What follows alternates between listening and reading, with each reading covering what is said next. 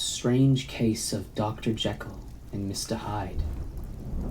The story of the door. Mr. Utterson, the lawyer, was a man of a rugged countenance that was never lighted by a smile, cold, scanty, and embarrassed in discourse, backward in sentiment, lean, long, dusty, dreary, and yet somehow lovable. At friendly meetings, and when the wine was to his taste, something eminently human beckoned from his eye. Something indeed which never found its way into his talk, but which spoke not only in those silent symbols of the after-dinner face, but more often and loudly in the acts of his life. He was austere with himself, drank gin when he was alone, to mortify a taste for vintages, and though he enjoyed the theatre, had not crossed the doors of one for 20 years. But he had an approved tolerance for others, sometimes wondering, almost with envy, at the high pressure of spirits involved in their misdeeds, and in any extremity inclined to help rather than to reprove. "I incline to Cain's hearsay," he used to say quaintly. "I let my brother go to the devil in his own way."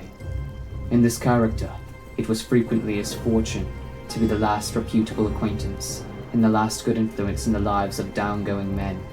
Into such as these, so long as they came about his chambers, he never marked a shade of change in his demeanour. No doubt the feat was easy to Mr. Utterson, for he was undemonstrative at the best, and even his friendship seemed to be founded in a similar catholicity of good nature. It is the mark of a modest man to accept his friendly circle, ready-made from the hands of opportunity, and that was the lawyer's way. His friends were those of his own blood, or those whom he had known the longest. His affections, like ivy, were the growth of time. They implied no aptness in the object. Hence, no doubt, the bond that united him to Mr. Richard Enfield, his distant kinsman, the well-known man about town. It was a nut to crack for many, that what these two could see in each other, or what subject they could find in common. It was reported by those who encountered them in their Sunday walks that they said nothing, looked singularly dull, and would hail with obvious relief the appearance of a friend. For all that, the two men put the greatest store by these excursions, counted them the chief jewel of each week, and not only set aside occasions of pleasure, but even resisted the calls of business that they might enjoy them interrupted. It chanced on one of those rambles that their way led them down a by-street in a busy quarter of London. The street was small, and what is called quiet, but it drove a thriving trade on the weekdays. The inhabitants were all doing well, it seemed, and all emulously hoping to do better still, and laying out the surplus of their gains in quitting, so that the shops... I'm sorry, I can't read. So that the shop front stood along the thoroughfare, with an air of invitation, like rows of smiling saleswomen. Even on Sunday, when it veiled in its more florid charms, and lay comparatively empty of passage, the street shone out in contrast to its dingy neighbourhood, like a fire in a forest, and with its freshly painted shutters, well-polished brasses, and general cleanliness and gaiety of note, instantly caught and pleased the eye of the passenger. 2 doors from one corner, on the left hand going east, the line was broken by the entry of a court, and just at that point a certain sinister block of building thrust forward its gable on the street. It was 2 stories high, showed no window, nothing but a door on the lower story, and a blind forehead of discoloured wall on the upper, and bore in every feature the marks of a prolonged and sordid negligence. The door, which was equipped with neither bell nor knocker, was blistered and disdained. Tramps slouched into the recess and struck matches on the panels.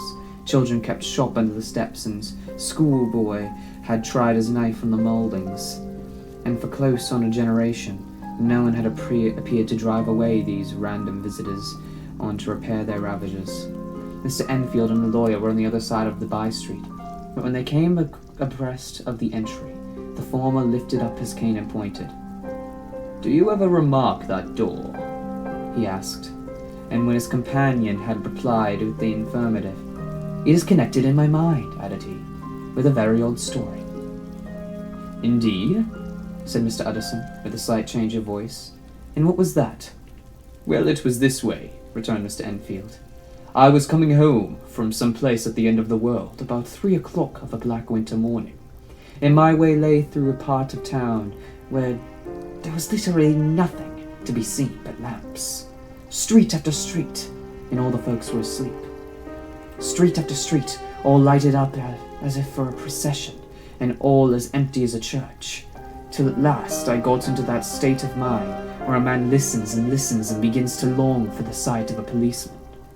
All at once I saw 2 figures, one a little man who was stumping along eastward at a good walk, and the other a girl of maybe 8 or 10, who was running as hard as she was able down a cross street.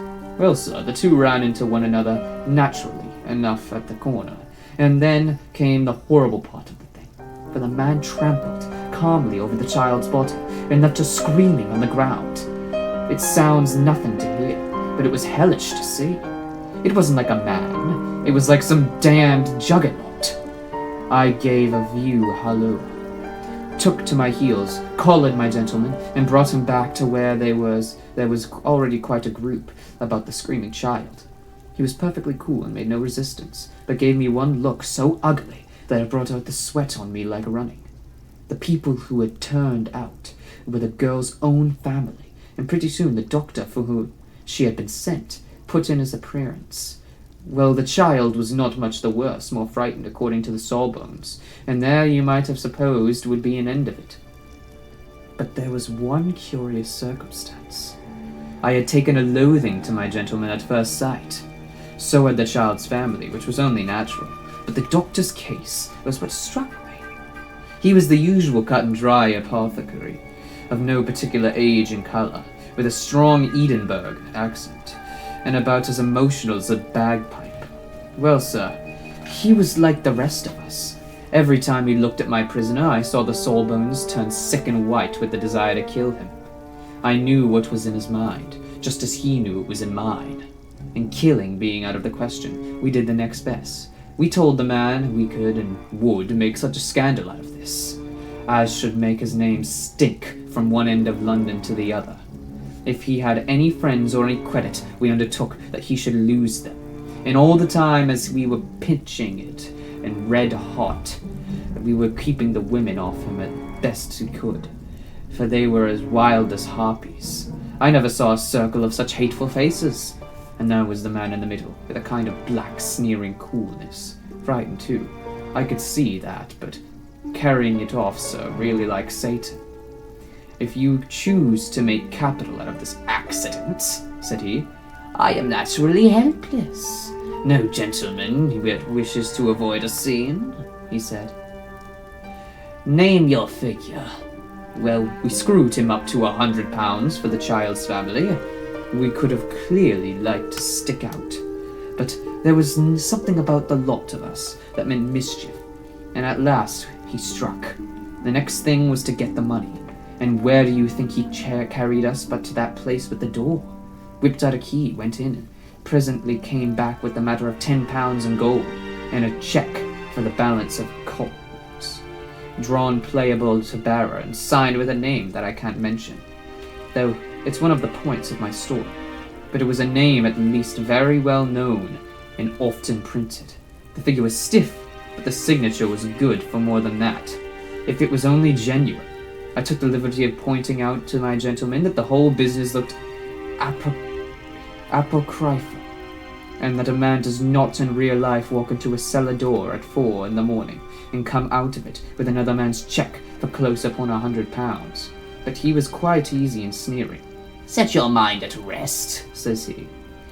I will stay with you till the bank's open and cash the cheque myself. So we all set off, the doctor and the child's father and our friend and myself, and passed the rest of the night in my chambers. The next day, when we had breakfasted, went in a body to the bank. I gave in the cheque myself, and said I had every reason to believe it was a forgery. Not a bit of it. The cheque was a genuine. Tut tut, said Mr. Utterson. I see you feel as I do, said Mr. Enfield. Yes, it's a bad story, for my man was a fellow that nobody could have to do with. A really damnable man. And the person that drew the check is the very pink of the properties. Proprieties. My God. Celebrated too. And what makes it worse, one of your fellows who do what they call good. Blackmail, I suppose. An honest man paying through the nose of some of the capers of his youth. Blackmail horse is what I call that place with the door, in consequence. Though even that, you know, is far from explaining all, he added. And with the words fell into a vein of musing. From this, he was recalled by Mr. Utterson, asking rather suddenly, "And you don't know if the drawer of the check lives there? A likely place, isn't it?" returned Mr. Enfield. "But I happen to have noticed his address. He lives in some square or other." "And you never asked about the place with the door?" said Mr. Utterson. "No, sir, I have a delicacy," was the reply. "I feel very strongly about putting questions. It partakes too much of the style of the Day of Judgment. You start a question, and it's like starting a stone. You sit quietly on top of the hill, and away the stones goes. Starting others, and presently some bland old bird, the last you would have thought of, is knocked on the head in his own black garden, and the family have to change their name. No, sir, I make it a rule of mine. The more it looks like Queer Street, the less I ask." "A very good rule, too," said the lawyer. "But I have studied the place for myself," continued Mr. Enfield. "It seems scarcely a house. There is no other door, and nobody goes in or out of that one but, once in a great while, the gentleman of my adventure. There are 3 windows looking on the court of the first floor, none below. The windows are always shut, but they're clean. And then there is a chimney, which is generally smoking, so somebody must live there, and yet it's not so sure, for the buildings are so packed together about that court, that it's hard to say where one ends and another begins." The pair walked on again, for a while in silence, and then Enfield said, "Mr. Utterson, that's a good rule of yours." "Yes, I think it is," returned Enfield. "And for all that," continued the lawyer, "there's one point I want to ask. I want to ask the name of the man who walked over the child." "Well," said Mr. Enfield, "I can't see what harm it would do. It was the man of a name of Hyde." "Sorry, I don't know grammar. What I meant to say is, it was a man of the name of Hyde." Said Mr. Utterson. "You're quite an idiot, aren't you? But I'll ignore the grammar. What sort of man is he to see?" "He is not easy to describe. There is something wrong with his appearance, something displeasing, something downright detestable. I never saw a man so disliked, and yet I scarce know why. He must be deformed somewhere. He gives a strong feeling of deformity, although I couldn't specify the point. He's an extraordinary-looking man, and I really can name nothing out of the way. No, sir, I can make no hand of it. I can't describe him, and it's not want of memory, for I declare I can see him this moment." Mr. Utterson again walked some way in silence, and obviously under a weight of consideration. "You are sure he used a key?" he inquired at last. "My dear sir," began Enfield, surprised out of himself. "Yes, I know," said Utterson. "I know it must seem strange. The fact is, if I do not ask the name of the party, it is because I know it already. You see, Richard, your tale has gone home. If you have been inexact at my point, you had better correct it." "I think you might have warned me," returned the other, with a touch of sullenness. "But I have been pedantically exact, as you call it. The fellow has a key, and what's more, he has it still. I saw him use it not a week ago." Mr. Utterson sighed deeply, but said never a word, and the young man presently resumed. "Here is another lesson to say nothing," said he. "I am ashamed of my long tongue. Let us make a bargain to never refer to this again." "With all my heart," said the lawyer. "I shake hands on that, Richard."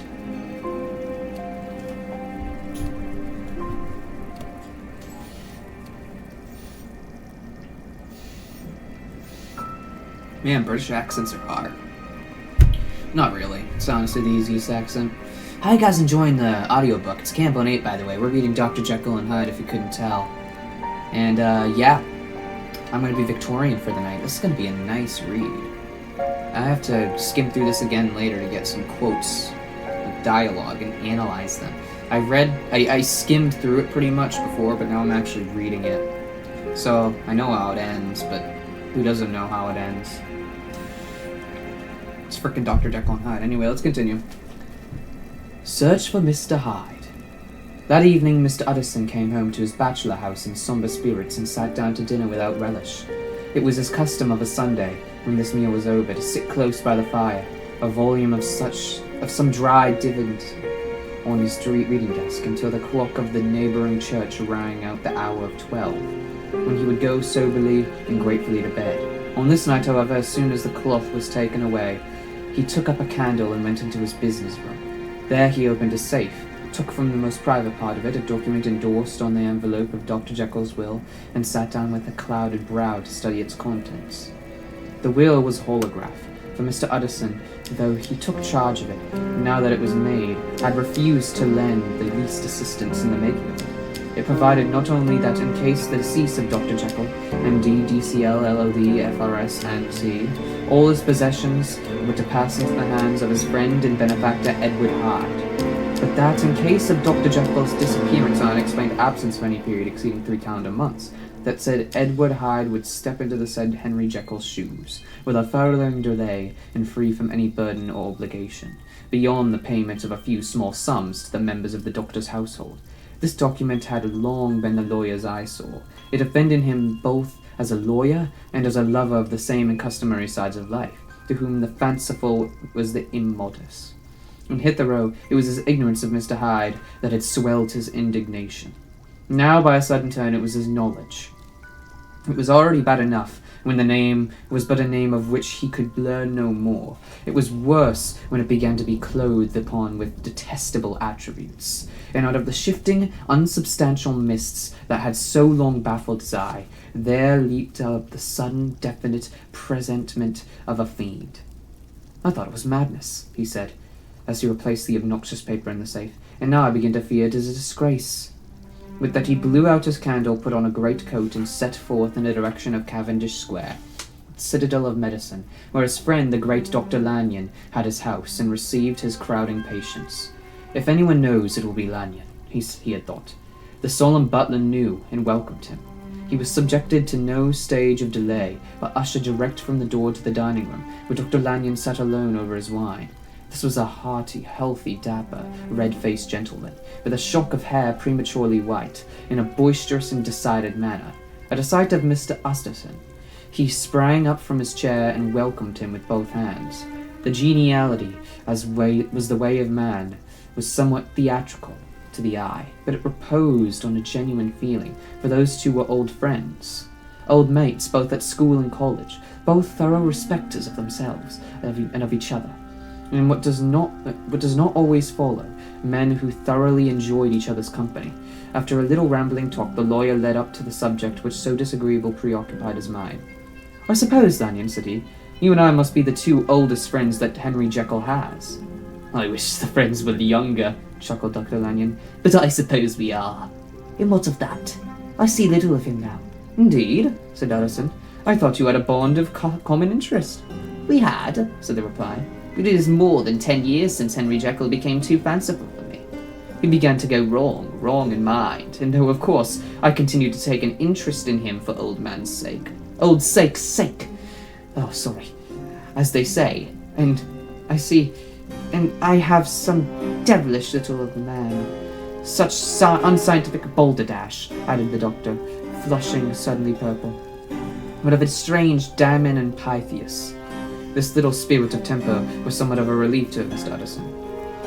They have only differed on some point of science, he thought, and being a man of no scientific passions, except in the matter of conveyancing, he had even added, "It is nothing worse than that."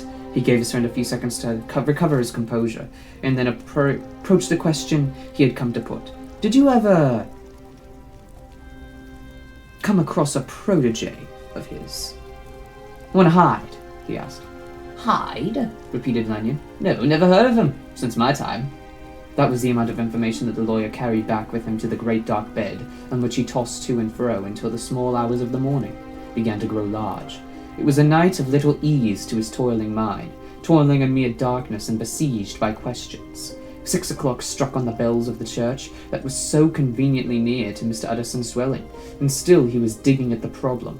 Hitherto it had touched him on the intellectual side only, But now his imagination also was engaged, or rather enslaved, and as he lay and tossed in the gross darkness of the night, in the curtained room, Mr. Enfield's tale went by before his mind in a scroll of lighted pictures. He would be aware of the great field of lamps of a nocturnal city, then of the figure of a man walking swiftly, then of a child running from the doctor's, and then these met, and that human juggernaut trod the child down and passed on regardless of her screams, or else he would see a room in a rich house where his friend lay asleep, dreaming and smiling at his dreams, and then the door of that room would be opened, the curtains of the bed plucked apart, the sleeper recalled, and lo! There would stand by his side a figure to whom power was given, and even at that dead hour he must rise and do its bidding. The figure in those two faces haunted the lawyer at night, and as if at any time he dozed over, it was but to see it glide more stealthily through sleeping houses, or move the more swiftly, and still the more swiftly, even to dizziness, through wider labyrinths of lamp-lighted city, and at every street corner crush a child and leave her screaming, and still the figure had no face by which he might know it. Even in his dreams it had no face, or one that baffled him and melted before his eyes, and thus it was that there sprang up and grew apace in the lawyer's mind a singular, strong, almost an inordinate curiosity to behold the features of the real Mr. Hyde. If he could but once set eyes on him, he thought the mystery would lighten, perhaps roll altogether away, as was the habit of mysterious things which, well examined, he might see a reason for his friend's strange preference or bondage, call it what you please, and even for the startling clauses of the will. And at least it would be a face worth seeing, the face of a man who was without bowels of mercy, a face which had but to show itself to raise up, in the mind of the unimpressionable Enfield, a spirit of enduring hatred. From that time forward, Mr. Utterson began to haunt the door in the by-street of shops. In the morning, before office hours, at noon, when business was plenty and time scarce, at night under the face of the fogged city moon, by all lights and at all hours of solitude or concourse, the lawyer was to be found on his chosen post. If he be Mr. Hyde, he had thought, I shall be Mr. Seek. And at last his patience was rewarded. It was a fine dry night, frost in the air, the streets as clean as a ballroom floor, the lamps unshaken by any wind, drawing a regular pattern of light and shadow. By 10 o'clock, when the shops were closed, the by-street was very solitary, and in spite of the low rule of London, from all round very silent. Small sounds carried far. Domestic sounds out of the houses were clearly audible on either side of the roadway, and the rumour of the approach of any passenger preceded him by a long time. Mr. Utterson had been some minutes at his post, when he was aware of an odd light footstep drawing near in the course of his nightly patrols. He had long grown accustomed to the quaint effect with which the footfalls of a single person, while he is still a great way off, suddenly sprang out distinct from the vast hum and clatter of the city. Yet his attention had never before been so sharply and decisively arrested, and it was with a strong superstitious prevision of success that he withdrew with the entry of the court. The steps drew swiftly nearer and swelled out suddenly louder as they turned the end of the street. The lawyer, looking forth from the entry, could soon see what manner of the man he had to deal with. He was small and very plainly dressed, and the look of him, even at that distance, went somehow strongly against the watcher's inclination. But he made straight for the door, crossing the roadway to save time, and as he came he drew a key from his pocket like one approaching home. Mr. Utterson stepped out and touched him on the shoulder as he passed. "Mr. Hyde, I think." Mr. Hyde shrank back with a hissing intake of his breath. But his fear was only momentary, and though he did not look the lawyer in the face, he answered coolly enough, "That is my name. What do you want?" "I see you are going in," returned the lawyer. "I am an old friend of Dr. Jekyll's, Mr. Utterson of Gaunt Street. You must have heard my name, and meeting you so conveniently, I thought you might admit me." "You will not find Dr. Jekyll. He is from home," replied Mr. Hyde, blowing in the key, and then suddenly, but still without looking up, "How did you know me?" he asked. "On your side," said Mr. Utterson. "Will you do me a favour?" "With pleasure," replied the other. "What shall it be?" "Will you let me see your face?" asked the lawyer. Mr. Hyde appeared to hesitate, and then, as if upon some sudden reflection, fronted about with an air of defiance, and the pair stared at each other pretty fixedly for a few seconds. "Now I shall know you again," said Mr. Utterson. "It may be useful." "Yes," returned Mr. Hyde. "It is as well we have met. And propos, you should have my address." And he gave a number of a street in Soho. "Good God!" thought Mr. Utterson. "Can he too have been thinking of the will?" But he kept his feelings to himself and only grunted in acknowledgement of the address. "And now," said the other, "how did you know me?" "By description," was the reply. "Whose description?" "We have common friends," said Mr. Utterson. "Common friends?" echoed Mr. Hyde a little hoarsely. "Who are they?" "Jekyll, for instance," said the lawyer.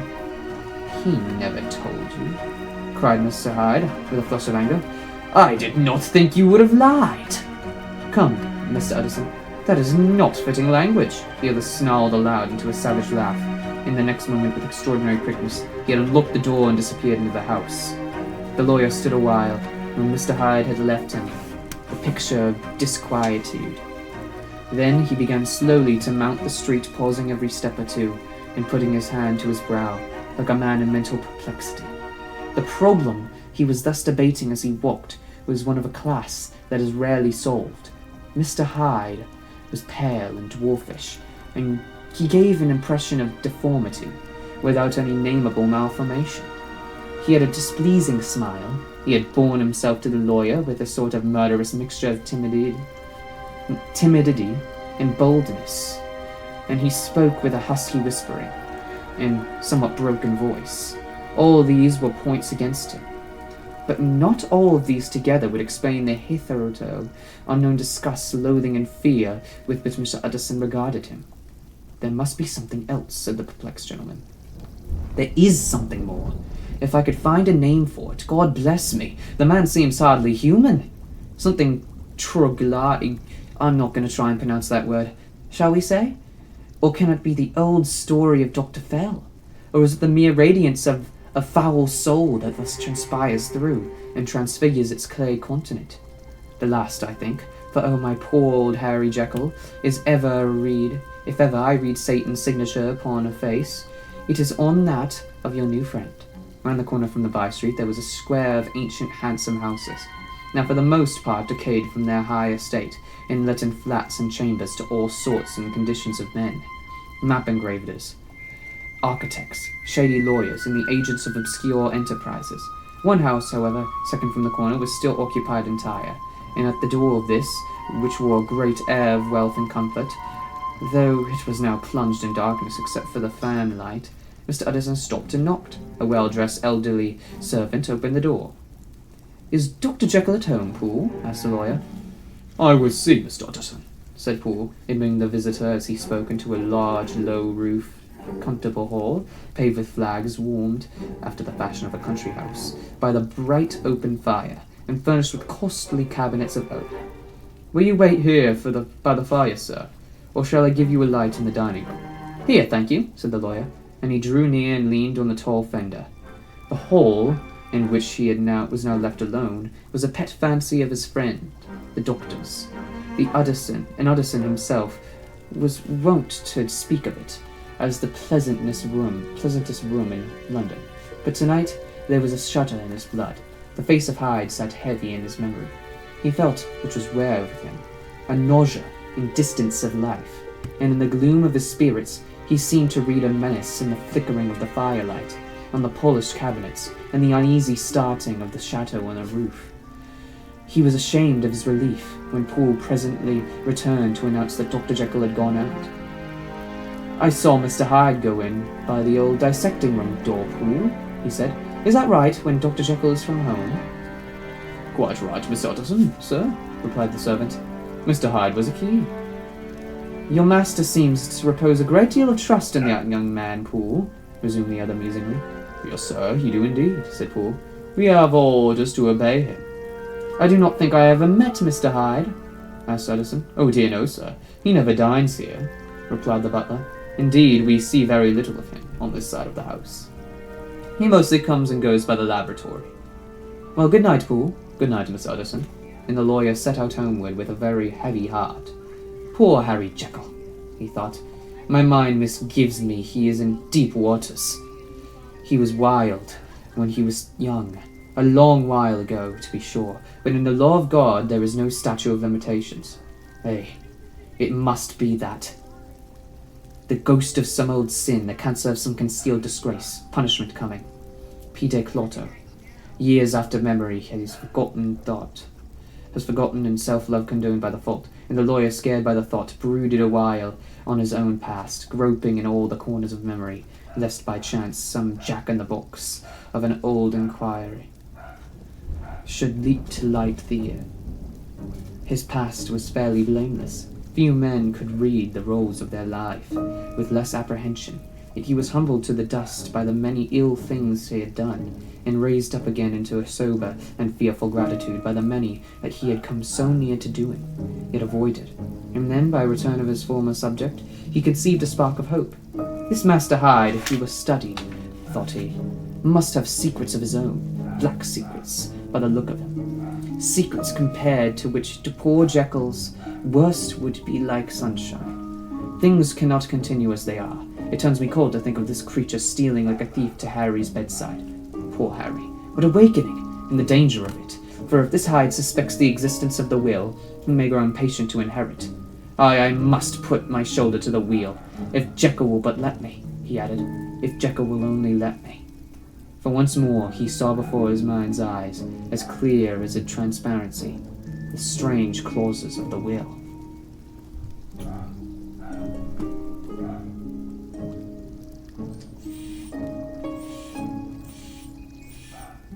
It's getting good, guys.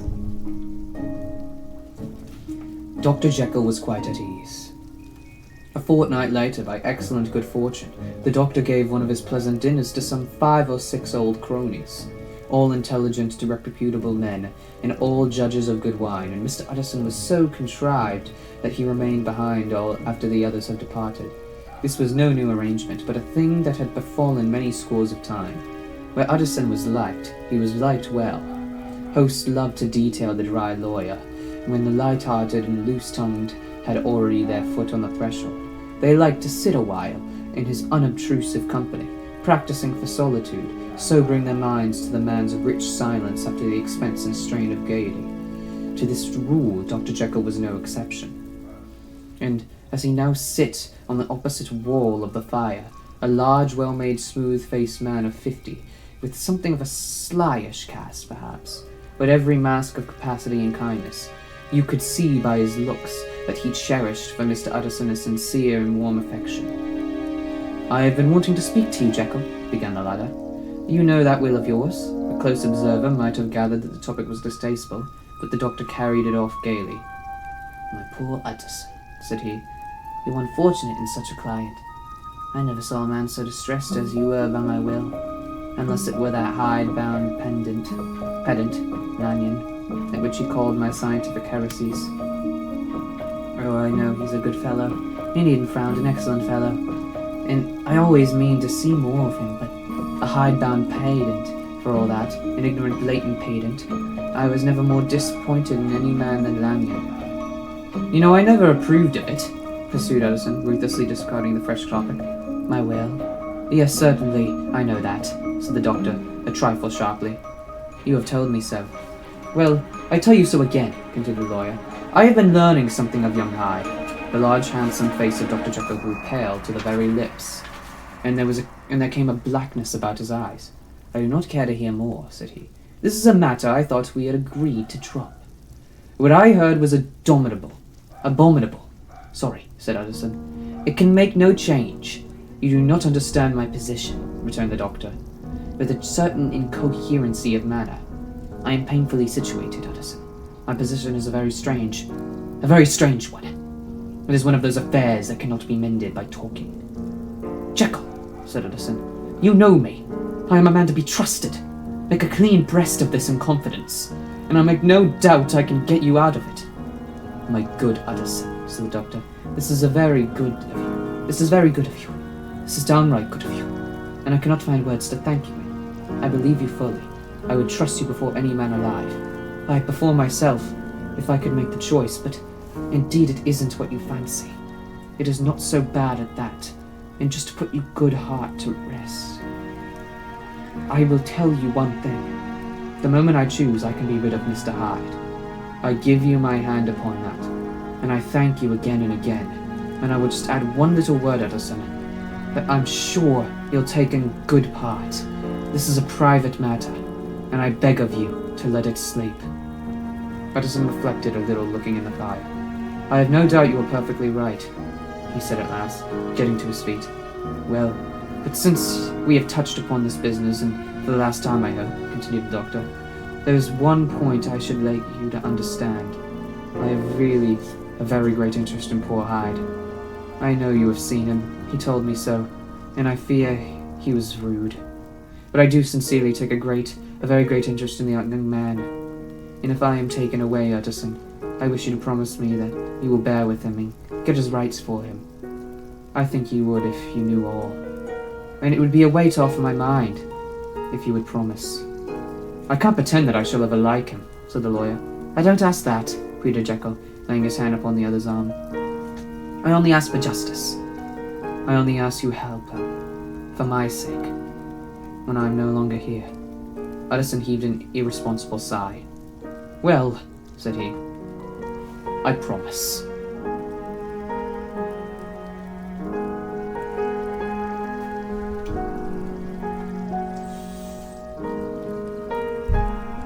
The Carew murderer case. Nearly a year later, in the month of October 18th, London was startled by a crime of singular ferocity and rendered all the more notable by a high position of the victim. The details were few and startling.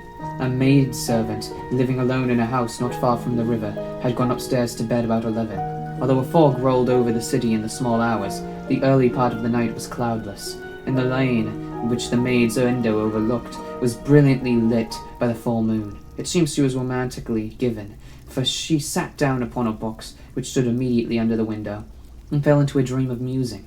Never, she used to say with streaming tears, when she narrated that experience, never had she felt more at peace with all man, or thought more kindly of the world. And as she so sat, she became aware of an aged and beautiful gentleman with white hair drawing near along the lane, and advancing to meet him, another and very small gentleman, to whom at first she paid less attention. When they had come within speech, which was just under the maid's eyes, the older man bowed and accosted the other with a very pretty manner of politeness, and it did not seem as if the subject of his address were of great importance. Indeed, from his pointing, it sometimes appeared as if he were the only inquiring his way. But the moon shone on his face as he spoke, and the girl was pleased to watch it. It seemed to breathe such an innocent and old-world kindness of disposition, yet with something high, too, as of a well-founded self-contempt. Presently, her eye wandered to the other, and she was surprised to recognize in him a certain Mr. Hyde, who had once visited her master, and for whom she had conceived a dislike. He had in his hand a heavy cane, with which he was trifling, but he answered never a word and seemed to listen with an ill-contained impatience. And then all of a sudden, he broke out in a great flame of anger, and stamping his foot, brandishing the cane and carrying on, as the maid described it, like a madman, the old gentleman took a step back with the air of one very much surprised and trifle hurt. And at that, Mr. Hyde broke out of all bounds and clubbed him to the earth. In the next moment, with ape-like fury, he was trampling his victim underfoot and hailing down a storm of blows under which the bones were audibly shattered, and the body jumped upon the roadway. With the horror of these sights and sounds, the maid fainted. It was 2 o'clock when she came to herself and called for the police. The murderer had gone long ago. But there lay his victim in the middle of the lane, incredibly mangled. The stick with which the deed had been done, although it was of some rare and very tough and heavy wood, had broken in the middle under the stress of this insensate cruelty. In one sprinkled half had rolled in the neighbouring gutter. The other, without doubt, had been carried away by the murderer. The purse and gold watch were found upon the victim, but no cards or papers except a sealed and stamped envelope, which he had been probably carrying to the post, and which bore the name and address of Mr. Utterson. This was brought to the lawyer the next morning, before he was out of bed, and he had no sooner seen it and been told the circumstances that he shot out a solemn lip. I shall say nothing till I've seen the body. And said he, this may be very serious. Have the kindness to wait while I dress. And with the same grave countenance, he hurried through his breakfast and drove to the police station, whither the body had been carried. And as soon as he came into the cell, he nodded. Yes, said he, I recognize him. I am sorry to say that this is Sir Danvers Carew. Good God, sir! Exclaimed this officer. Is it possible? And the next moment his eyes lighted up with professional ambition. This will make a deal of noise, he said. Perhaps he can help us to the man. And he briefly narrated what the maid had seen, and showed the broken stick. Mr. Utterson had already quailed at the name of Hyde, but when the stick was laid before him, he could doubt no longer. Broken and battered as it was, he recognized it for one that he had himself presented many years before to Henry Jekyll. Is this Mr. Hyde a person of small stature? He inquired. Particularly small and particularly wicked-looking, is what the maid calls him, said the officer. Mr. Utterson reflected, and then raising his head, If you will come with me in my cab, he said, I think I can take you to his house. It was by this time about 9 a.m. in the first fog of the season, a great chocolate-coloured pall lowered over heaven, but the wind was continually charging and rooting these embattled vapours, so that as the cab crawled from street to street, Mr. Utterson beheld a marvellous number of degrees and hues of twilight. For here it would be dark, like the back end of evening, and there would be a glow of a rich, lurid brown, like the light of some strange conflagration, and here for a moment the fog would be quiet, quite broken up, and a haggard shaft of daylight would glance in between the swelling wreaths. The dismal quarter of Soho, seen under these changing glimpses with its muddy ways, and slatternly passengers and its lamps, which had never been extinguished, or had never been kindled afresh to combat. This mournful reinvasion of darkness seemed in the lawyer's eyes like a district of some city in a nightmare. The thoughts of his mind, besides, were of the gloomiest dye, and when he glanced at the companion of his drive, he was conscious of some touch of that terror of the law and the law's officer, which may at times assail the most honest. As the cab drew near, before the address indicated, the fog lifted a little, and showed him a dingy street, a gin palace, a low French eating house, a shop for the retail of penny numbers and two-penny salads, many ragged children huddled in the doorways, and many women of many different nationalities passing out, key in hand, to have a morning glass. In the next moment the fog settled down again upon that part, as brown as umber, and cut him off from his blackguardly surroundings. This was the home of Henry Jekyll's favourite, of a man who was heir to £250,000 sterling. An ivory-faced and silvery-haired old woman opened the door. She had an evil face, smoothed by hypocrisy, but her manners were excellent. Yes, she said, this was Mr. Hyde's, but he was not at home. He had been in that night very late, but had gone away again in less than an hour. There was nothing strange in that. His habits were very irregular, and he was often absent. For instance, it was nearly 2 months since she had seen him till yesterday. Very well, then. We wish to see his room, said the lawyer, and when the woman began to declare it was impossible, I had better tell you who this person is, he added. This is Inspector Newcomen, of Scotland Yard. A flash of odious joy appeared upon the woman's face. Ah, said she, he is in trouble. What has he done? Mr. Utterson and the inspector exchanged glances. You don't seem a very popular character, observed the latter. And now, my good woman, just let me and this gentleman have a look around. In the whole extent of the house, which but for the old woman remained otherwise empty, Mr. Hyde had only used a couple of rooms, but these were furnished with luxury and good taste. A closet was filled with wine, the plate was of silver, the napery elegant, a good picture hung upon the walls, a gift, as Utterson supposed, from Henry Jekyll, who was much of a connoisseur, and the carpets were of many plies and agreeable in colour. At this moment, however, the rooms bore every mark of having been recently and hurriedly ransacked. Clothes lay about the floor, with their pockets inside out. Lock-face drawers stood open, and on the hearth there lay a pile of grey ashes, as though many people had been buried. Burned, I mean. For these embers, the inspector disinterred the butt end of a green cheque-book, which had resisted the action of the fire. The other half of the stick was found behind the door, and as this clinched his suspicions, the officer declared himself delighted. A visit to the bank where several £1,000s were found to be lying in the murderer's credit completed his gratification. "You may depend on it," he told Mr. Utterson. "I have him in my hand. He must have lost his head, or he would never have left the stick above all bumped the checkbook. Why, money's life to the man. We have nothing to do but wait for him at the bank and get out the handbills."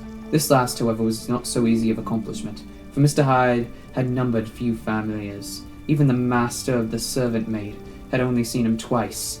His family could nowhere be traced. He had never been photographed, and the few who could describe him differed widely, as common observers will. Only on one point were they agreed, and that was the haunting sense of unexpected deformity with which the fugitive impressed his beholders.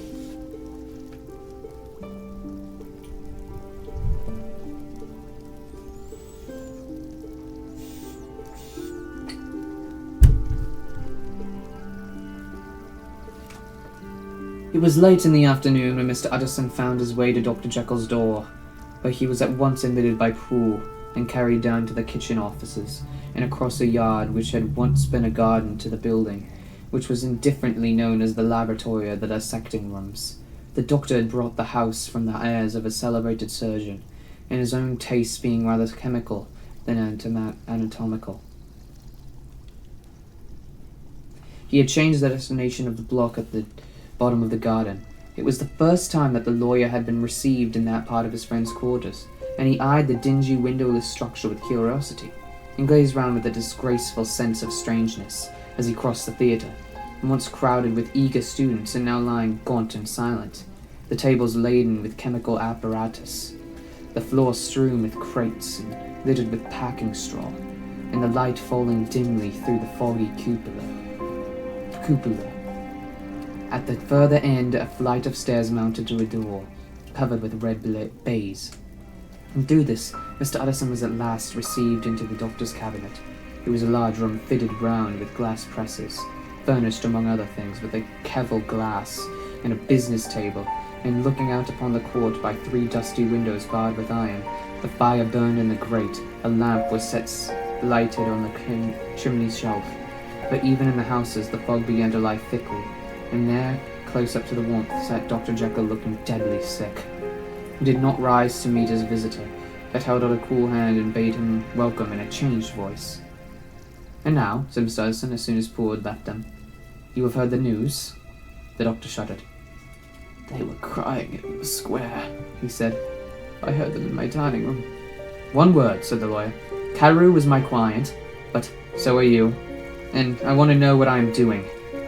You have not been mad enough to hide this fellow?" "Utterson, I swear to God," cried the doctor. "I swear to God I will never set my eyes on him again. I bind my honor to you that I am done with him in this world. It is all at an end, and indeed he does not want my help. You do not know him as I do. He is safe. He is quite safe, mark my words. He will never more be heard of." The lawyer listened gloomily. He did not like his friend's feverish manner. "You seem pretty sure of him," said he, "and for your sake I hope you may be right. If it came to a trial, your name might appear." "I am quite sure of him," replied Jekyll. "I have grounds for certainty that I cannot share with you. But there is one thing on which you may advise me. I have received a letter, and I am at a loss whether I should show it to the police. I should like to leave it in your hands, Utterson. You would judge wisely, I am sure. I have a great trust in you." "You fear, I suppose, that it might lead to his detection?" asked the lawyer. "No," said the other. "I cannot say that I care what becomes of Hyde. I am quite done with him. I was thinking of my own character, which this hateful business has rather exposed." Utterson ruminated a while. He was surprised at his friend's selfishness and yet relieved by it. "Well," said he, "let me see the letter." The letter was written in an odd upright hand and signed Edward Hyde. and it signified briefly enough that the writer's benefactor, Dr. Jekyll, whom he had long so unworthily repaid for 1,000 generosities, need labour under no alarm for his safety, as he had means of escape on which he placed a sure dependence. The lawyer liked this letter well enough. It was a better colour on the intimacy than he had looked for, and he blamed himself for some of his past suspicions. "Have you the envelope?" he asked. "I burned it," replied Jekyll, "before I thought what I was about. But it bore no postmark. The note was handed in." "Shall I keep this and sleep on it?" I asked Utterson. "I wish you to judge for me entirely," was the reply. "I have lost confidence in myself." "Well, I shall consider," returned the lawyer. "And now, one word more. It was Hyde who dictated the terms in your will about the disappearance." The doctor seemed seized with a calm of faintness. He shut his mouth tight and nodded. "I knew it," said Utterson. "He meant to murder you. You have had a fine escape." "I have had what is far more to the purpose," returned the doctor, solemnly. "I have had a lesson. Oh God, Utterson, what a lesson I have had!" And he covered his face for a moment with his hands. On his way out, the lawyer stopped and had a word or two with Poole. "By the by," said he, "there was a letter handed in today. What was the messenger like?" But Poole was positive nothing had come except by the post. "And only circulars by that," he added. This news sent off the visitor, with his fears renewed. Plainly the letter had come by the laboratory door. Possibly, indeed, it had been written in the cabinet, and if that was so, it must be differently judged, and handled with more caution.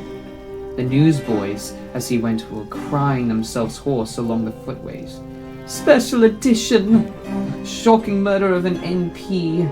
That was the funeral oration of one friend and client, and he could not help a certain apprehension lest the good name of another should be sucked down in the eddy of the scandal. It was at least a ticklish decision that he had to make, and self-reliant as he was by habit, he began to cherish a longing for advice. It was not to be had directly, but perhaps, he thought, it might be fished for. Presently after, he sat on one side of his own hearth, with Mr. Guest, his head clerk upon the other, and midway between, at a nicely calculated distance from the fire, a bottle of particularly old wine had long dwelt unsunned in the foundation of his house. The fog still slept on the wing above the drowned city, where the lamps glimmered like carbuncles. And though the muffle and smother of these fallen clouds, the procession of the town's life was still rolling in through the great arteries, with the sound as of a mighty wind. But the room was gay with firelight. In the bottle, the acids were long ago resolved. The imperial dye had softened with time, as the colours grows richer in stained windows and the glow of hot autumn afternoons on hillside vine roads. He was ready to be set free and to disperse the fogs of London.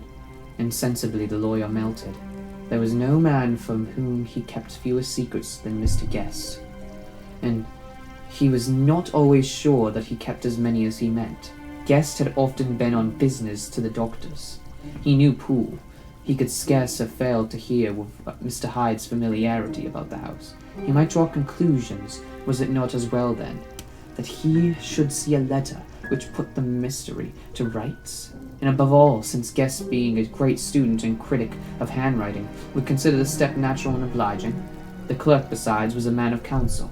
He would scarce read so strange a document without dropping a remark, and by that remark Mr. Utterson might shape his future course. "This is a sad business about Sir Danvers," he said. "Yes, sir, indeed. It has elicited a great deal of public feeling," returned Guest. "The man, of course, was mad." "I should like to hear your views on that," replied Utterson. "I have a document here in his handwriting. It is between ourselves, for I scarce knew what to do about it. It is an ugly business at the best, but there it is, quiet in your hand. A murderer's autograph."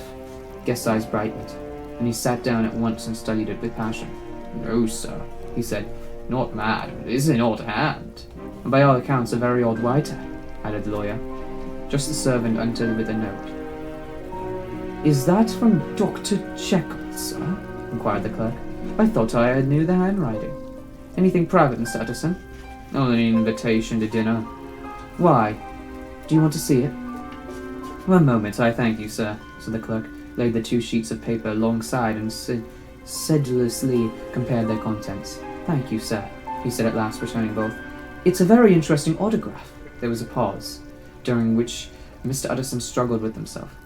Why did you compare them, guest? He inquired suddenly. Well, sir, returned the clerk, there's a rather singular resemblance. The 2 hands are in many points identical, only differently sloped. Rather quaint, said Utterson. It is, as you say, rather quaint, returned Guest. I wouldn't speak of this note, you should know, said the master. No, sir, said the clerk. I understand. But no sooner was Mr. Utterson alone that night that he locked the note in his safe, where it reposted from that time forward. What? He thought. Henry Jekyll, forger murderer. And his blood ran cold in his veins.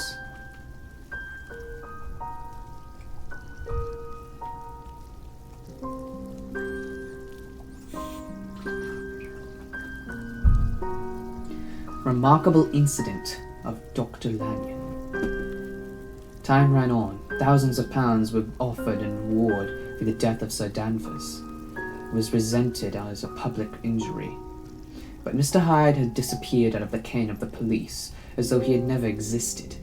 Much of his past was unearthed, indeed, and all disreputable tales came out of the man's cruelty, at once so callous and violent, of his vile life, the strange associates, of the hatred that seemed to have surrounded his career, but of his present whereabouts not a whisper. From the time he had left the house in Soho on the morning of the murder, he was simply blotted out, and gradually as time drew on, Mr. Utterson began to recover from the hotness of his alarm, and to grow more at quiet with himself. The death of Sir Danvers was, to his way of thinking, more than paid for by the disappearance of Mr. Hyde. Now that evil influence had been withdrawn, a new life began for Jekyll. He came out of his seclusion, renewed relations with his friends, became once more their familiar guest and entertainer. And whilst he had always been known for his charities, he was now no less distinguished for religion. He was busy. He was much more in the open air. He did good. His face seemed to open and brighten, as if with an inward consciousness of service, and for more than 2 months the doctor was at peace. On the 8th of January, Utterson had dined at the doctor's with a small party. Lanyon had been there, and the face of the host had looked from one to the other, as in the old days, when the trio were inseparable friends. On the 12th, and again on the 14th, the door was shut against the lawyer. The doctor was confined to the house, Poole said, and saw no one. On the 15th, he tried again, and was again refused, and having now been used for the last 2 months to see his friend, almost daily, he found this return of solitude weigh upon his spirits. The 5th night he had a guest to dine with him, and the 6th he betook himself to Dr. Lanyon's. There, at least, he was not denied admittance, but when he came in, he was shocked at the change which had taken place in the doctor's appearance. He had his death warrant written legibly on his face. The rosy man had grown pale, his flesh had fallen away, he was visibly bolder and older, and yet it was not so much these tokens of a swift physical decay that arrested the lawyer's notice, as a look in the eye and quality of manner that seemed to testify some deep-seated terror of the mind. It was unlikely that the doctor should fear death, and yet that was what Utterson was tempted to suspect.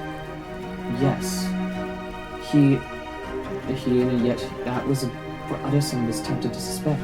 Yes, he thought, he is a doctor. He must know his own state, and that his days are counted, and the knowledge is more than he can bear. And yet when Utterson remarked on his ill looks, it was with an air of great firmness in that Lanyon declared himself a doomed man. I have had a shock, he said, and I shall never recover. It is a question of weeks. Well, life has been pleasant. I liked it, yes, sir. I used to like it. I sometimes think if we knew all, we should be more glad to get away. Jekyll is ill too, observed Utterson. Have you seen him? But Lanyon's face changed, and he held a trembling hand. I wish to see or hear no more of Dr. Jekyll, he said in a loud and steady voice. I am quite done with that person, and I beg that you will spare me any allusion to him. One more whom I regard as dead. Tut tut, said Mr. Utterson. And then, after a considerable pause, can't I do anything? He inquired. We are 3 very old friends, Lanyon, and we shall not live to make others. Nothing can be done, returned Lanyon. Ask himself. He will not see me, said the lawyer. I'm not surprised at that, was the reply. Some day, Utterson, after I am dead, you may perhaps come to learn the right and wrong of this. I cannot tell you. And in the meantime, if you can sit and talk with me of other things, for God's sake, stay and do so. But if you cannot keep clear of this accursed topic, then in God's name go, for I cannot bear it. As soon as he got home, Utterson sat down and wrote to Jekyll, complaining of his exclusion from the house and asking the cause of this unhappy break with Lanyon, and the next day brought him a long answer, often very pathetically worded, and sometimes darkly mysterious in drift. The quarrel with Lanyon was incurable. I do not blame our old friend, Jekyll wrote, but I share his view that we must never meet. I mean, from henceforth, to lead a life of extreme seclusion. You must not be surprised, nor must you doubt my friendship. My door is often shut even to you. You must suffer me to go to my own dark way. I have brought on myself a punishment and a danger that I cannot name. If I am the chief of sinners, I am the chief of sufferers also. I could not think that this earth contained a place for sufferings and terrors so unmanly. And you can do but one thing, Utterson, to lighten this destiny, and that is to respect my silence. Utterson was amazed. The dark influence of Hyde had been withdrawn. The doctor had returned to his old tasks and amities.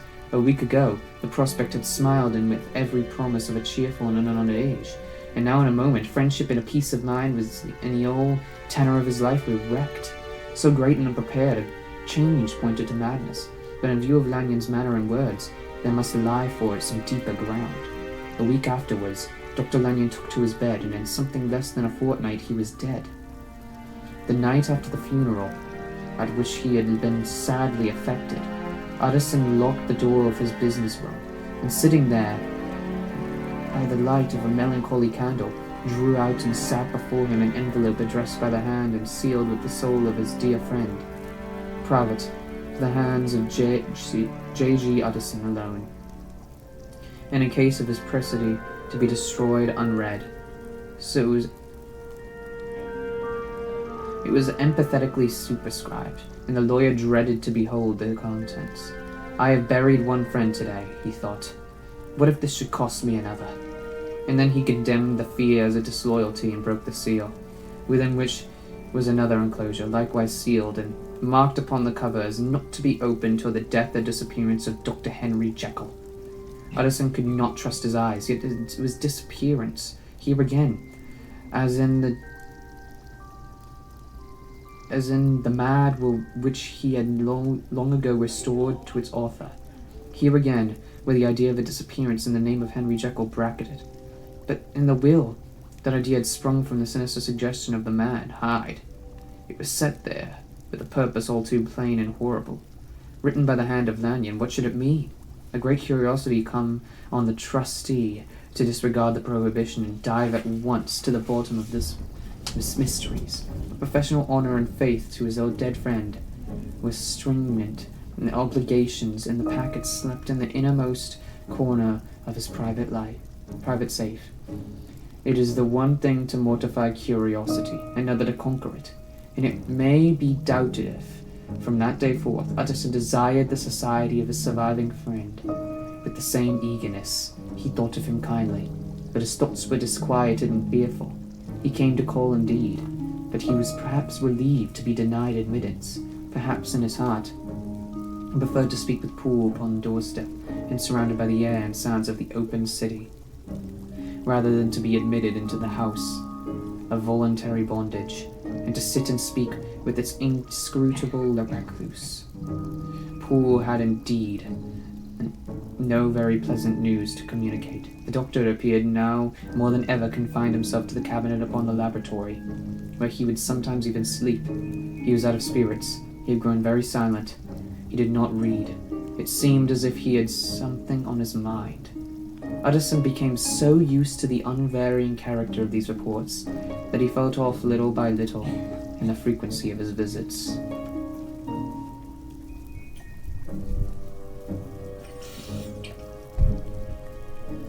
And that, guys, is where we will go into an intermission. We're about halfway through the book now. Whippy!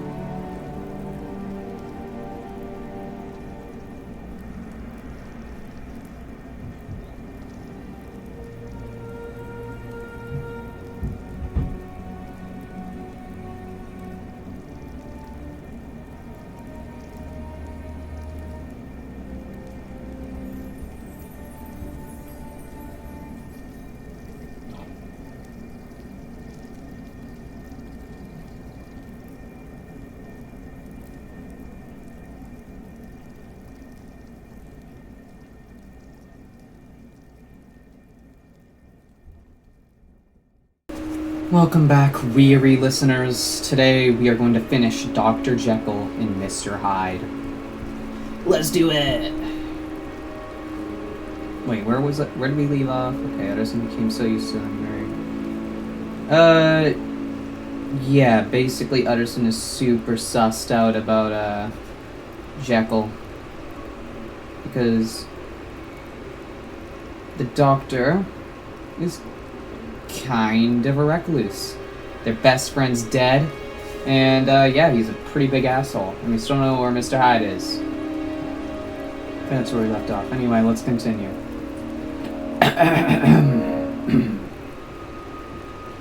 Incident at the window. It chanced on Sunday, when Mr. Utterson was on his usual walk with Mr. Enfield, that their way lay once again through the by-street, and that when they came in front of the door, both stopped to gaze on it. "Well," said Enfield, "that story's at the end at least. We shall never see more of Mr. Hyde." "I hope not," said Utterson. "Did I ever tell you that I once saw him, and shared your feeling of repulsion?" "It was impossible to do the one without the other," returned Enfield. "And by the way, what an ass you must have thought me, not to know that this was a back way to Dr. Jekyll's. It was partly your own fault that I found it out, even when I did."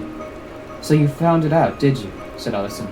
"But if that be so, we may step into the court and take a look at the windows. To tell you the truth, I am uneasy about poor Jekyll, and even outside, I feel as if the presence of a friend might do him good." The court was very cool and a little damp, and full of premature twilight, although the sky high up overhead was still bright in the sunset. The middle one of the three windows was halfway open, and sitting close behind it, taking the air with an infinite sadness of mien, like some disconsolate prisoner, Utterson saw Dr. Jekyll. "What? Jekyll!" he cried. "I trust you are better." "I am very low, Utterson," replied the doctor drearily. "Very low. It will not last long, thank God." "You stay too much indoors," said the lawyer. "You should be out, whipping up the circulation like Mr. Enfield and me." "This is my cousin, Mr. Enfield, Dr. Jekyll. Come now, get your hat and take a quick turn with us." "You are very good," sighed the other. "I should like to very much, but—" No. It is quite impossible. I dare not. But indeed, Utterson, I am very glad to see you. This is really a great pleasure. I would ask you and Mr. Enfield up, but the place is really not fit." "Why then," said the lawyer good-naturedly, "the best thing we can do is to stay down here and speak with you from where we are." "That is just what I was about to venture to propose," returned the doctor with a smile, but the words were hardly uttered before the smile was struck out of his face and succeeded by an expression of such abject terror and despair as froze the very blood of the two gentlemen below. They saw it but for a glimpse, for the window was instantly thrust open. That glimpse had been sufficient, and they turned and left the court without a word. In silence, too, they traversed the by-street, and it was not until they had come on to a neighbouring thoroughfare, where even upon a Sunday there were still some stirrings of life, that Mr. Utterson at last turned and looked at his companion. They were both pale, and there was an answering horror in their eyes. God forgive us, said Mr. Utterson, and Mr. Enfield only nodded his head very seriously, and walked on only more in silence.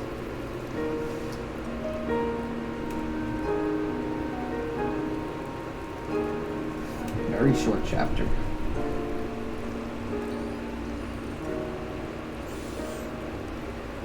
The last night. Mr. Utterson was sitting by his fireside one evening after dinner, when he was surprised to receive a visit from Poole. "Bless me, Poole, what brings you here?" he cried, and then taking a second to look at him. "What ails you?" he added. "Is the doctor ill?" "Mr. Utterson," said the man, "there is something wrong."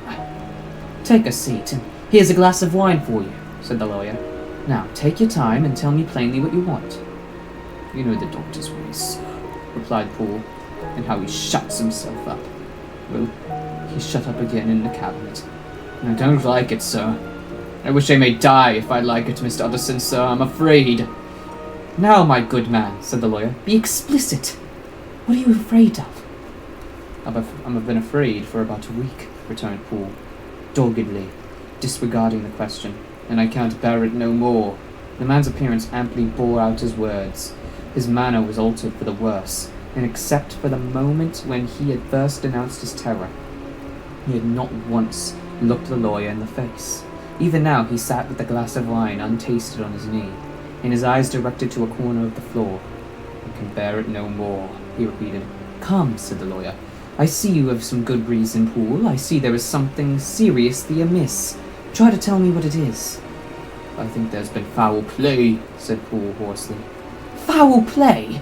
cried the lawyer, a good deal frightened and rather inclined to be irritated in consequence. "What foul play? What does the man mean?" "I daren't say, sir," was the answer. "But will you come along with me and see for yourself?" Mr. Utterson's only answer was to rise and get his hat and greatcoat, but he observed with wonder the greatness of the relief that appeared upon the butler's face, and perhaps with no less the wine was still untasted when he set it down to follow. It was a wild, cold, seasonable night of March, with a pale moon lying on her back, as though the wind had tilted her, in a flying rack of the most diaphanous and lawny texture.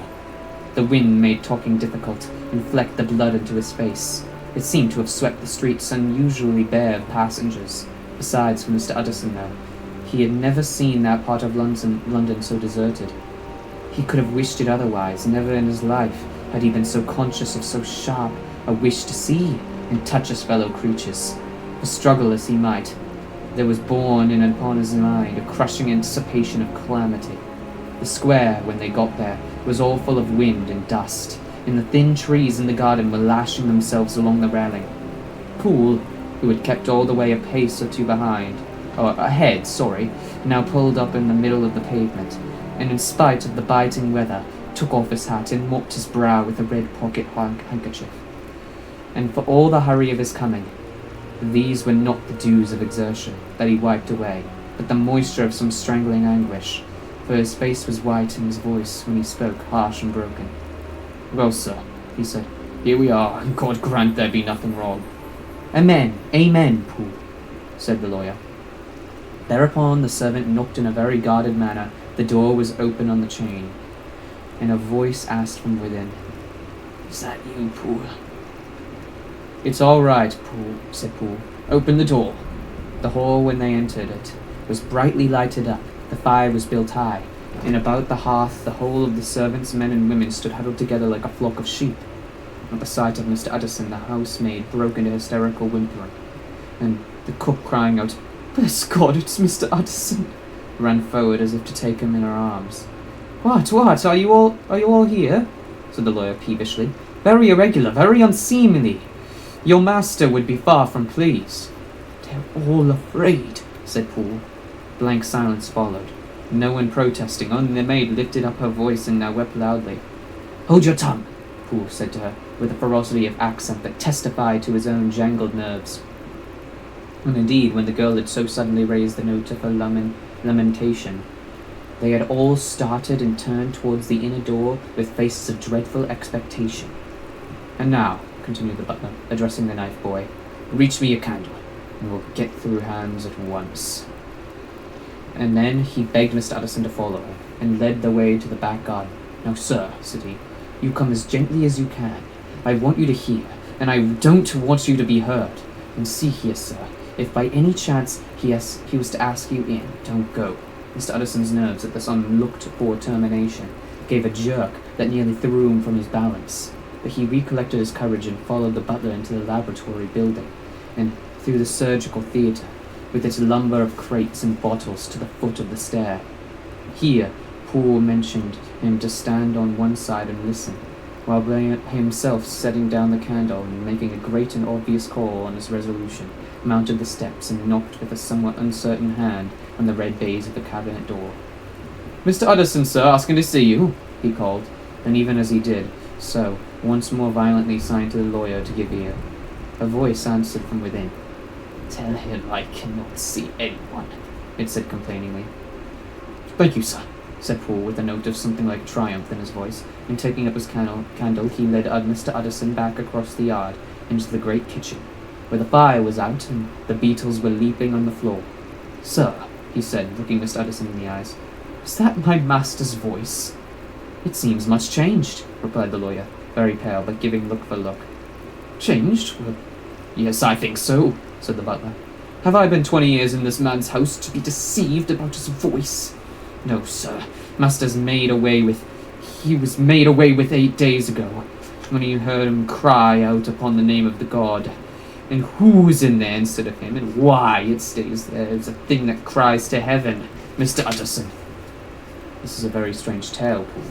This is rather a wild tale, my man, said Mr. Utterson, biting his finger. Suppose it was you suppose. Supposing Dr. Jekyll to have been, well, murdered. What could induce the murderer to stay? That won't hold water. It doesn't commend itself to reason. Well, Mr. Utterson, you are a hard man to satisfy, but I'll do it yet, said Paul. All this last week, you must know. Him, or it, or whatever it is that lies in that cabinet has been crying night and day for some sort of medicine, and cannot get it to his mind. It was sometimes his way, the master's that is, to write his orders on a sheet of paper and throw it on the stair. We've had nothing else this week back, nothing but papers and a closed door, and the very meals left there to be smuggled in when nobody is looking. Well, sir, every day, aye, and twice and thrice in the same day, there have been orders and complaints, and I have been sent flying to all the wholesale chemists in town. Every time I brought the stuff back, there would be another paper telling me to return it, because it was not pure, and another order to do it to a different firm. This drug is wanted bitter bad, sir, whatever for. Have you any of those papers? Asked Mr. Utterson. Poole felt in his pocket and handed out a crumpled note, which the lawyer, bending nearer to the candle, carefully examined its contents, ran thus. Dr. Jekyll presents his compliments to Messrs. Moore. He assures them that their last sample is impure and quite useless for his present purpose. In the year 18, Dr. J purchased a somewhat large quantity from Messrs. M. He now begs them to search with the most sedulous care, and should any of the same quality be left, to forward it to him at once. Expense is no consideration. The importance of this to Dr. J can hardly be exaggerated. So far the letter had run composedly enough, but here with the sudden splutter of the pen, the writer's emotion had broken loose. For God's sake, he had added, find me some of the old. This is a strange note, said Mr. Utterson, and then sharply, how do you come to have it open? The man at Moore's was angry, sir, and he threw it back to me, like so much dirt, returned Poole. This is unquestionably the doctor's hand, do you know? Resumed the lawyer. I thought it looked like it, said the servant rather sulkily, and then, with another voice, but what matters hand of right, he said. I've seen him. Seen him? Repeated Mr. Utterson. Well? That's it, said Poole. It was this way. I came suddenly into the theatre from the garden. It seems he had slipped out to look for this drug or whatever it is, for the cabinet door was open, and there he was at the far end of the room, digging among the crates. He looked up when I came in, gave a kind of cry, and whipped upstairs into the cabinet. It was but for one moment I saw him, but the hair stood upon my head like quills. Sir, if that was my master, why had he a mask upon his face? If it was my master, why did he cry out like a rat and run from me? I have served him long enough, and then... The man paused and passed his hand over his face. These are all very strange circumstances, said Mr. Utterson, but I think I begin to see daylight. Your master Poole is plainly seized with one of those maladies that both torture and deform the sufferer. Hence, for aught I know, the alteration of his voice, hence the mask and his avoidance of his friends, hence his eagerness to find this drug, of which the poor soul retains some hope of ultimate recovery. God grants that he be not deceived. There is my explanation. It is sad enough, Poole, and appalling to consider, but it is plain and natural, hangs well together, and delivers us from all exorbitant alarms. Sir, said the butler, turning to a sort of mottled parlour, that thing was not my master, and there's the truth, my master. Here he looked round him and began to whisper. It's a tall, fine build of a man, and this was more of a dwarf. Utterson attempted to protest. Oh, sir, cried Poole, do you think I do not know my master after 20 years? Do you think I do not know where his hand comes into in the cabinet door, where I saw him every morning of my life? No, sir, that thing in the mask was never Dr. Jekyll. God knows what it was, but it was never Dr. Jekyll. And it is the belief of my heart that there was murder done. Poole, replied the lawyer, if you say that, it will become my duty to make certain. Much as I desire to spare your master's feelings, much as I am puzzled by this note, which seems to prove him to be still alive, I shall consider it my duty to break in that door." "Ah, Mr. Edison, that's talking!"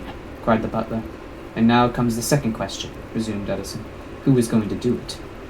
"Why, you and me, sir," was the undaunted reply. "That is very well said," returned the lawyer, "and whatever comes of it, I shall make it my business to see you are no loser. There is an axe in the theatre," continued Poole, "and you might take the kitchen poker for yourself." The lawyer took that rude but weighty instrument into his hand and balanced it. "Do you know, Poole," he said, looking up, "that you and I are about to place ourselves in a position of some peril?"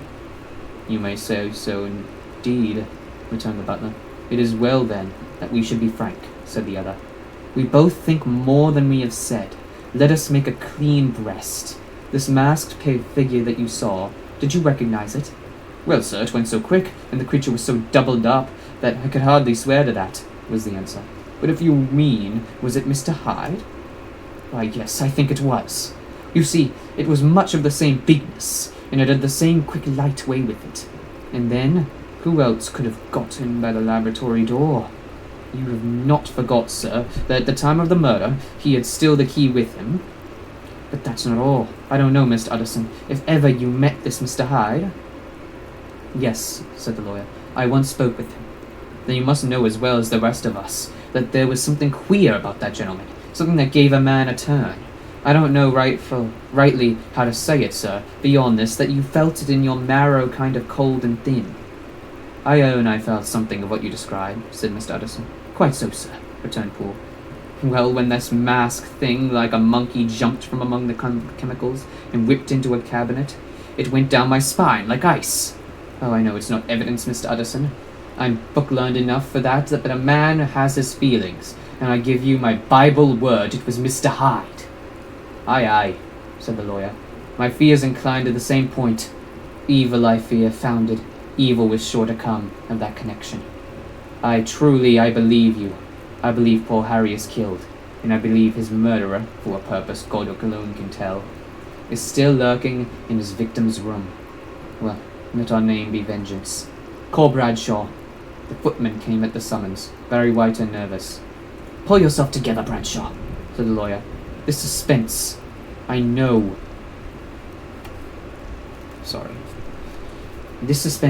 is telling upon all of you, but it is now our intention to make an end of it. Poole, here and I are going to force our way into the cabinet. If all is well, my shoulders are broad enough to bear the blame. Meanwhile, lest anything should really be amiss, or any malefactor seek to escape by the back, you and the boy must go round the corner with a pair of good sticks and take your post at the laboratory door. We give you 10 minutes to get to your stations." As Bradshaw left, the lawyer looked at his watch. "And now, Poole, let us get to ours," he said, and taking the poker under his arm, he led the way into the yard. The scud had banked over the moon, and it was now quite dark. The wind, which only broke in puffs and drops into that deep well of building, tossed the light of the candle to and fro about their steps, until they came into the shelter of the theatre, where they sat down silently to wait. London hummed solemnly all around, but nearer at hand the stillness was only broken at the sound of a footfall moving to and fro along the cabinet door. "So to walk all day, sir," whispered Poole. "Aye, and the better part of the night. Only when a new sample comes from the chemist there's a bit of a break. Ah, it's an ill conscience that's such an enemy to rest. Ah, sir, there's blood foully shed in every step of it. But hark again, a little closer, put your heart in your ears, Mr. Utterson, and tell me, is that the doctor's foot?" The steps fell lightly and oddly, with a certain swing, for all they went so slowly. It was different indeed from the heavy, creaking tread of Henry Jekyll. Utterson sighed. "Is there anything else?" he asked. Poole nodded. "Once," he said. "Once I heard it weeping." "Weeping? How that?" said the lawyer, conscious of a sudden chill of horror. "Weeping like a woman or a lost soul," said the butler. "I came away with that upon my heart that I could have wept too." But now the 10 minutes drew to an end. Poole disinterred the axe from under a stack of packing straw. The candle was set upon the nearest table to light them to the attack, and they drew near with bated breath to where the patent foot was still going up and down in the quiet of the night. "Jekyll," cried Utterson with a loud voice, "I demand to see you." He paused a moment, but there came no reply. "I give you fair warning. Our suspicions are aroused, and I must and shall see you," he resumed. If not by fair means, then by foul. If not of your consent, then by brute force." "Utterson," said the voice, "for God's sake, have mercy." "Ah, that's not Jekyll's voice, it's Hyde's," cried Utterson. "Down with the door, Poole." Poole swung the axe over his shoulder. The blow shook the building, and the red baize door leaped against the lock and hinges. A dismal screech as of mere animal terror rang from the cabinet. Up went the axe again, and again the panels crashed, and the flame bounded. 4 times the blow fell. But the wood was tough, and the fittings were of excellent workmanship, and it was not until the 5th that the lock burst in sunder, and the wreck of the door fell inwards on the carpet. And the besigners, appalled by their own riot and the stillness that had succeeded, stood back a little and peered in. There lay the cabinet before their eyes in the quiet lamplight, a good fire glowing and chattering on the hearth, the kettle singing its thin strain, a drawer or two open, papers neatly set forth on the business table, and nearer the fire the things laid out for tea, the quietest room, you would have said, but for the glazed presses full of chemicals, the most commonplace that night in London. Right in the midst there lay the body of a man sorely contorted and still twitching. They drew near on tiptoe, turned it on his back, and beheld the face of Edward Hyde. He was dressed in clothes far too large for him, clothes of the doctor's bigness. The cords of his face still moved with a semblance of life, but life was quite gone. And by the crushed file in the hand, and the strong smell of kernels that hung upon the air, Utterson knew that he was looking on the body of a self-destroyer. "We have come too late," he said sternly. "Whether to save or punish, Hyde has gone to his account, and it only remains for us to find the body of your master." The far greater proportion of the building was occupied by the theatre, which filled almost the whole ground story, and was lighted from above, and by the cabinet, which formed an upper story at one end and looked upon the court. A corridor joined the theatre to the door on the by-street, and with this the cabinet communicated separately by a second flight of stairs. There were besides a few dark closets and a spacious cellar. All these they know, thoroughly examined. Each closet needed but a glance, for all were empty, and all, by the dust that fell from their doors, had stood long unopened. The cellars, indeed, were filled with crazy lumber, mostly dating from the times of a surgeon who was Jekyll's predecessor. But even as they opened the door, they were advertised of the usefulness of further search by the fall of a perfect mat of cobweb, which had for years sealed up the entrance. Nowhere was there any trace of Henry Jekyll, dead or alive. Poole stamped on the flags of the corridor. "He must be buried here," he said, hearkening to the sound. "Or he may have fled," said Utterson, and he turned to examine the door in the by-street. It was locked and lying near by on the flags. They found this key already stained with rust. "This does not look like use," observed the lawyer. "Use!" echoed Poole.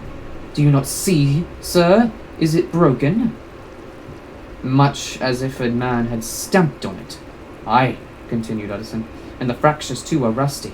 The two men looked at each other with a scare. "This is beyond me, Poole," said the lawyer. "Let us go back to the cabinet." They mounted the stair in silence, and still with an occasional awestruck glance at the dead body, proceeded more thoroughly to examine the contents of the cabinet. At one table there were traces of chemical work, various measured heaps of some white salt being laid on glass saucers, for an experiment in which the unhappy man had been prevented. "That is the same drug that I was always bringing him," said Poole, and even as he spoke, the kettle with a startling noise boiled over. This brought them to the fireside, where an easy chair was drawn coarsely up, and the tea things stood ready to be to the sitter's elbow, the very sugar in the cup. There were several books on a shelf. One lay beside the tea things open, and Utterson was amazed to find it a copy of a pious work, for which Jekyll had several times expressed a great esteem, annotated in his own hand, with startling blasphemies. Next, in the course of their review of the chamber, the searchers came to the cheval glass, into whose depths they looked with an involuntary horror. But it was so turned as to show them nothing but the rosy glow playing on the roof, and the fire sparkling in 100 repetitions along the glazed front of the presses, and their own pale and fearful countenances stooping to look in. This glass have seen some strange things, sir, whispered Poole. And surely none stranger than itself, echoed the lawyer in the same tones. For what did Jekyll? He caught himself up at the word with a start, and then conquering the weakness. What could Jekyll want with it? He said. You may say that, said Poole. Next they turned to the business table. On the desk, among the neat array of papers, a large envelope was uppermost, and bore in the doctor's hands the name of Mr. Utterson. The lawyer unsealed it, and several enclosures fell to the floor. The first was a will, drawn in the same eccentric terms as the one which he had returned 6 months before, to serve as a testament in case of death and as a deed of gift in case of disappearance. But in place of the name Edward Hyde, the lawyer was undescribably amazement, and read the name of Gabriel John Utterson. He looked at Poole, and then back at the paper, and last of all, at the dead malefactor stretched upon the carpet. My head goes round, he said. He has been all these days in possession. He had no cause to like me. He must have raged to see himself displaced, and he has not destroyed this document. He caught up the next paper. It was a brief note in the doctor's hand, and dated at the top. "Oh, Poole," the lawyer cried. "He was alive, and here this day. He cannot have been disposed of in so short a space. He must be still alive. He must have fled. And then why fled, and how? And in that case, can we venture to declare this suicide? Oh, we must be careful. I foresee that we may yet involve your master in some dire catastrophe." "Why don't you read it, sir?" asked Poole. "Because I fear," replied the lawyer solemnly. "God grant I have no cause for it." And with that he brought the paper to his eyes and read as follows. "My dear Utterson, when this shall fall into your hands, I shall have disappeared under what circumstances I have not the pretension to foresee. But my instinct and all the circumstances of my nameless situation tell me that the end is sure and must be early. Go then and first read the narrative which Lanyon warned me he was to place in your hands, and if you care to hear more, turn to the confession of your unworthy and unhappy friend, Henry Jekyll." "There was a third enclosure?" asked Utterson. "Here, sir," said Poole, and gave into his hand a considerable packet sealed in several places. The lawyer put it in his pocket. "I would say nothing of this paper. If your master has fled or is dead, we may at least save his credit. It is now 10. I must go home and read these documents in quiet, but I shall be back before midnight, when we shall send for the police." They went out, locking the door of the third theatre behind them, and Utterson, once more leaving the servants gathered about the fire in the hall, trudged back to his office and read the 2 narratives in which this mystery was now to be explained.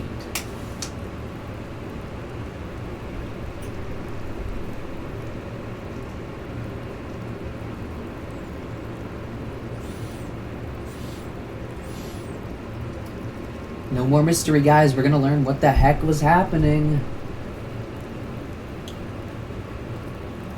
Alright, I think this says Dr. Lanyon's narrative, so I'm guessing I have to read this as Dr. Lanyon. I forget. I think I gave Lanyon kind of like a weirdo voice because he's a doctor. I don't know. Anyway. Dr. Lanyon's narrative. On the 9th of January, now 4 days ago, I received by the evening delivery a registered envelope, addressed in the hand of my colleague and old school companion, Henry Jekyll. I was a good deal surprised by this, for we were by no means in the habit of correspondence. I had seen this man, dined with him, indeed, the night before, and I could imagine nothing in our intercourse that should justify the formality of registration. The contents increased my wonder. This is how the letter ran. The 10th of December, 18. Dear Lanyon, you are one of my oldest friends, and although we may have differed at times on scientific questions, I cannot remember, at least on my side, any break in our affection. There was never a day when, if you had said to me, "Jekyll, my life, my honor, my reason depend upon you," and I would not have sacrificed my fortune or my left hand to help you. Lanyon, my life, my honor, and my reason are all at your mercy. If you fail me tonight, I am lost. You might suppose after this preface that I am going to ask you for something dishonorable to grant. Judge for yourself. I want to postpone all other engagements for the night. Even if you were summoned to the bedside of an emperor to take a cab unless your carriage should be actually at the door, and with this letter in your hand for consultation, to drive straight to my house. Oh, my butler has his orders. You will find him waiting for your arrival with a locksmith. The door of my cabinet is then to be forced, and you are to go in alone, to open the glazed press, letter E, on the left hand, breaking the lock if it be shut, and to draw out with all its contents as they stand, the fourth drawer from the top, or, which is the same thing, the third from the bottom. In my extreme distress of mind, I have a morbid fear of misdirecting. But even if I am in error, you may know the right drawer by its contents. Some powders, a file, and a paper book. This drawer I beg of you to carry back with you to Cavendish Square, exactly as it stands. This is the first part of the service. Now for the second. You should be back if you set out at once on the receipt of this, long before midnight. But I will leave you that amount of margin, not only in the fear of one of those obstacles that can neither be prevented nor foreseen, but because an hour when your servants are in bed is to be preferred for what you will then remain to do. At midnight, then, I have to ask you to be alone in your consulting room, to admit with your own hand into a house a man who will present himself in my name, and to place in his hands the drawer that you have brought with you from my cabinet. Then you have played your part and earned my gratitude completely. 5 minutes afterwards, if you insist upon an explanation, you will have understood that these arrangements are of capital importance, and that by the neglect of one of them, fantastic as they must appear, you might have changed or charged your conscience with my death or the shipwreck of my reason. Confident as I am that you will not trifle with this appeal, my heart sinks and my hand trembles at the bare thought of such a possibility. Think of me, at this hour, in a strange place, labouring under a blackness of distress that no fancy can exaggerate, and yet well aware that if you will but punctually serve me, my troubles will roll away like a story that is told. Serve me, my dear Lanyon, and save your friend, H.J. P.S. I had already sealed this up when a fresh terror struck upon my soul. It is possible that the post office may fail me, and this letter not come into your hands till tomorrow morning. In that case, dear Lanyon, do my errand when it shall be most convenient for you in the course of the day, and once more expect my messenger at midnight. It may then already be too late, and if that night passes without event, you will know that you have seen the last of Henry Jekyll. Upon reading of this letter, I made sure my colleague was insane. But till that was proved beyond the possibility of doubt, I felt bound to do as he requested. The less I understood of this farrago, the less I was in a position to judge of its importance, and an appeal so worded could not be set aside without a grave responsibility. I was accordingly from table, got into a hansom, and drove straight to Jekyll's house. The butler was awaiting my arrival. He had received the same post as mine, a registered letter of instruction, and had sent at once for a locksmith and carpenter. The tradesmen came while we were yet speaking, and we moved in a body to old Dr. Denman's surgical theatre, from which, as you are doubtless aware, Jekyll's private cabinet is most conveniently entered. The door was very strong, and the lock excellent. The carpenter avowed he would have great trouble and have to do much damage if force were to be used, and the locksmith was near despair. But this last was a handy fellow, and after 2 hours' work, the door stood open. The press marked E was unlocked, and I took out the drawer, had it filled up with straw and tied in a sheet, and returned with it to Cavendish Square. Here I proceeded to examine its contents. The powders were neatly enough made up, but not with the nicety of the dispensing chemist, so that it was plain they were of Jekyll's private manufacture. And when I opened out one of the wrappers, I found what seemed to me a simple crystalline salt of a white color.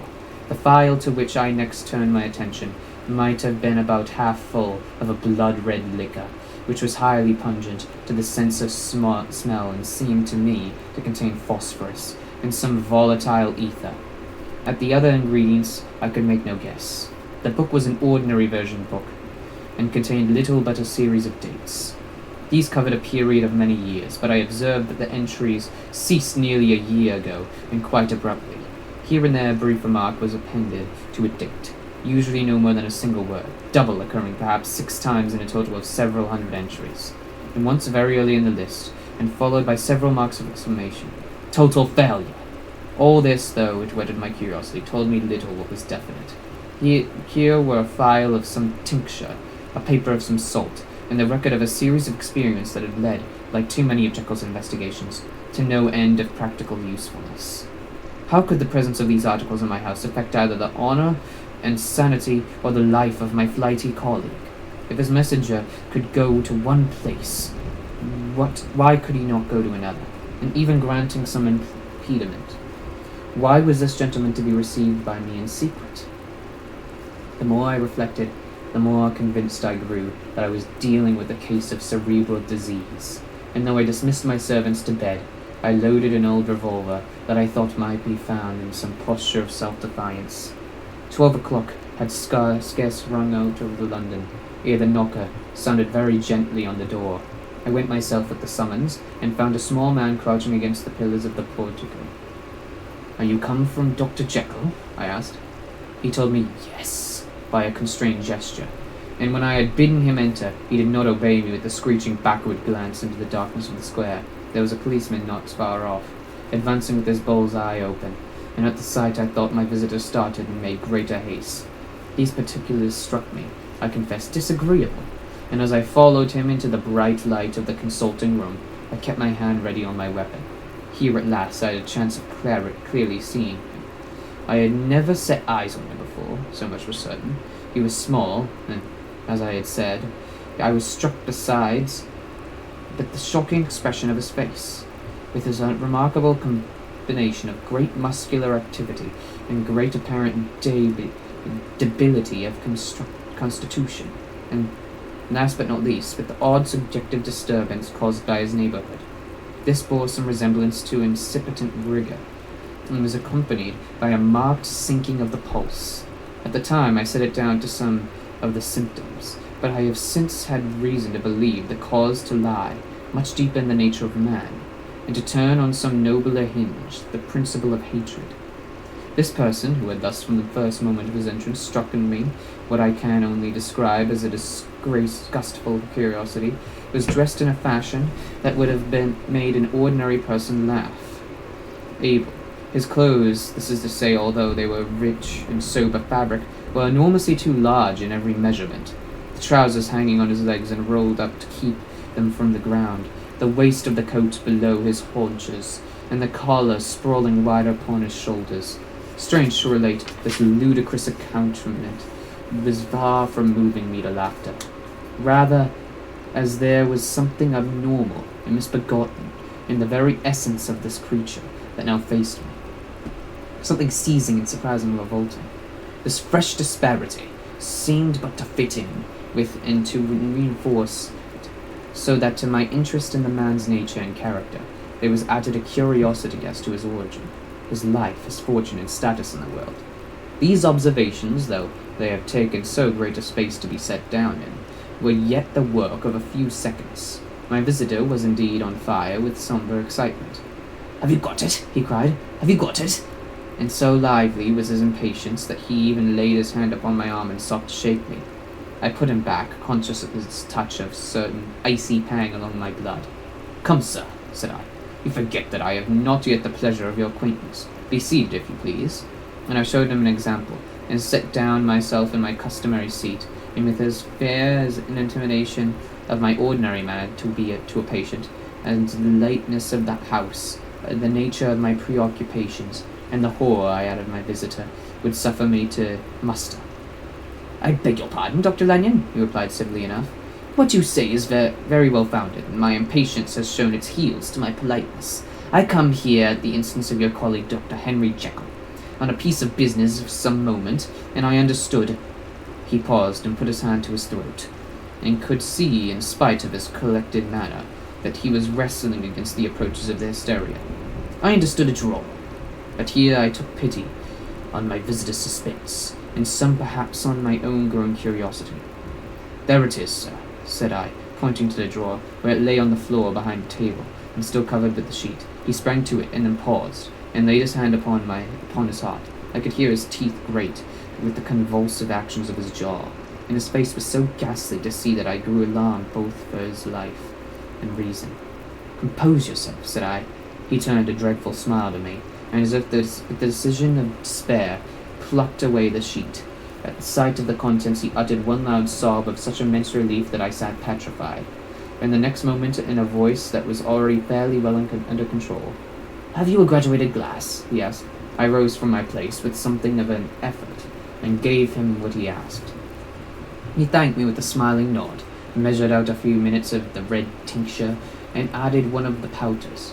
The mixture, which was at first of a reddish hue, began in proportion as the crystals melted, to brighten in colour, to effervesce audibly, and to throw off small fumes of vapour. Suddenly, and at the same moment, the ebullition ceased and the compound changed to a dark purple, which faded again more slowly to a watery green. My visitor, who had watched these metamorphoses with a keen eye, smiled, set down the glass upon the table, and then turned and looked upon me with an air of scrutiny. "And now," said he, "to settle what remains. Will you be wise? Will you be guided? Will you suffer me to take this glass in my hand, and to go forth from your house without further parley? Or has the greed of its curiosity too much command to you? Think before you answer, for it shall be done as you decide. As you decide, you shall be left as you were before, and neither richer nor wiser, unless the sense of service rendered to a man in mortal distress may be counted as a kind of riches of the soul. Or if you shall so prefer to choose, a new province of knowledge, and new avenues of fame and power shall be laid upon to you here, in this room, upon the instant, and your sight shall be blasted by a prodigy to stagger the unbelief of Satan." "Sir," said I, affecting a coolness that I was far from truly possessing, "you speak enigmas, and you will perhaps not wonder that I hear you with no very strong impression of belief. But I have gone too far in the way of inexplicable services to pause before I see the end." "It is well," replied my visitor. "Lanyon, you remember your vows, which follows under the seal of our profession. And now, you who have so long been bound to the most narrow material views, you who have denied the virtue of transcendental medicine, you who have derided your superiors, behold!" He put the glass to his lips and drank at one gulp. A cry followed. He reeled, staggered, clutched at the table, and held on, staring with injected eyes, grasping with his open mouth. And as I looked, there came a thought. I thought a change. He seemed to swell, his face became suddenly black, and the features seemed to melt and alter. And the next moment I had sprung to my feet and leaped back against the wall, my arm raised to shield me from the prodigy, my mind submerged in terror. "Oh God!" I screamed, and "Oh God!" again and again. For there before my eyes, pale and shaken and half fainting, and groping before him with his hands like a man restored from death, there stood Henry Jekyll. What he told me in the next hour I cannot bring my mind to set on paper. I saw what I saw, I heard what I heard, my soul sickened at it, and yet now, when that sight was faded from my eyes, I ask myself too if I believe it, and I cannot answer. My life is shaken to its roots. Sleep has left me, the deadliest terror sits by me, and at all hours of the day and night I feel that my days are numbered, and that I must die. And yet I shall die incredulous. As for the moral turpitude of that man veiled to me, even with tears of penitence, I cannot even in memory dwell on it without a start of horror. I will say but one thing, Utterson, and that, if you can bring your mind to credit it, will be more than enough. The creature who crept into my house on that night was, on Jekyll's own confession, known by the name of Hyde, and hunted for in every corner of the land as the murderer of Karen. Hasty Lanyon.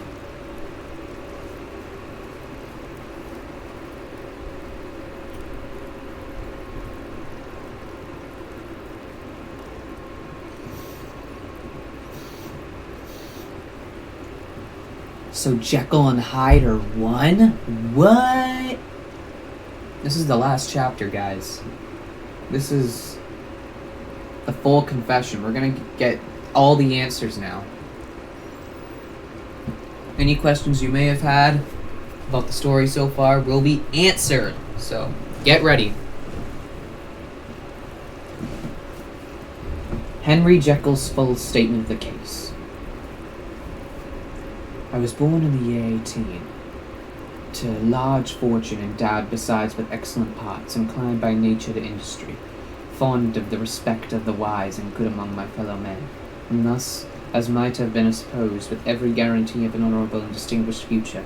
And indeed the worst of my faults was a certain impatient gaiety of disposition, such as has made the happiness of many, but such as I found it hard to reconcile with my imperious desire to carry my head high, and wear a more than commonly grave countenance for the public. Hence it came about that I concealed my pleasures, and that, when I reached years of reflection, and began to look around me and take stock of my progress and position in the world, I stood already committed to a profound duplicity of life. Many a man would have been emblazoned such irregularities as I was guilty of, but from the high views that I had set before me, I regarded and hid them with an almost morbid sense of shame. It was thus rather the exacting nature of my aspirations than any particular degradation in my faults that made me what I was, and with even a deeper trench than in the majority of men, severed in me those provinces of good and ill, which reflect deeply, which divide and compound a man's dual nature in this case. In this case I was driven to reflect deeply and inevitably on that hard law of life, which lies in the root of religion, and is one of the most plentiful springs of distress. Though so profound a double dealer, I was in no sense a hypocrite. Both sides of me were in dead earnest. I was no more myself when I laid astride restraint and plunged in shame. Then, when I laboured, in the eye of the day, at the furtherance of knowledge, or the relief of sorrow and suffering, and it chanced that the direction of my scientific studies, which led wholly towards the mystic and the transcendental, reacted and shed strong light on the consciousness of the perennial war among my members. With every day, and from both sides of my intelligence, the moral and the intellectual, I thus drew steadily nearer to that truth, by whose partial discovery I have been doomed to such a dreadful shipwreck. That man is not truly one, but truly two. I say two, because the state of my own knowledge does not pass beyond that point. Others will follow, others will outstrip me on the same lines, and I hazard the guess that man will be ultimately known for a mere polity of multifarious and incongruous and independent denizens. I, for my part, from the nature of my life, advanced infallibly in one direction, and in one direction only. It was on the moral side and in my own person that I learned to recognize the thorough and primitive duality of man. I saw that, of the two natures that contended in the field of my consciousness, even if I could rightly be said to be either, it was one because I was radically both. And from an early date, even before the course of my scientific discoveries had begun to suggest the most naked possibility of such a miracle, I had learned to dwell with pleasure, as a beloved daydream, on the thought of the separation of these elements. And each, I told myself, could be housed in separate identities.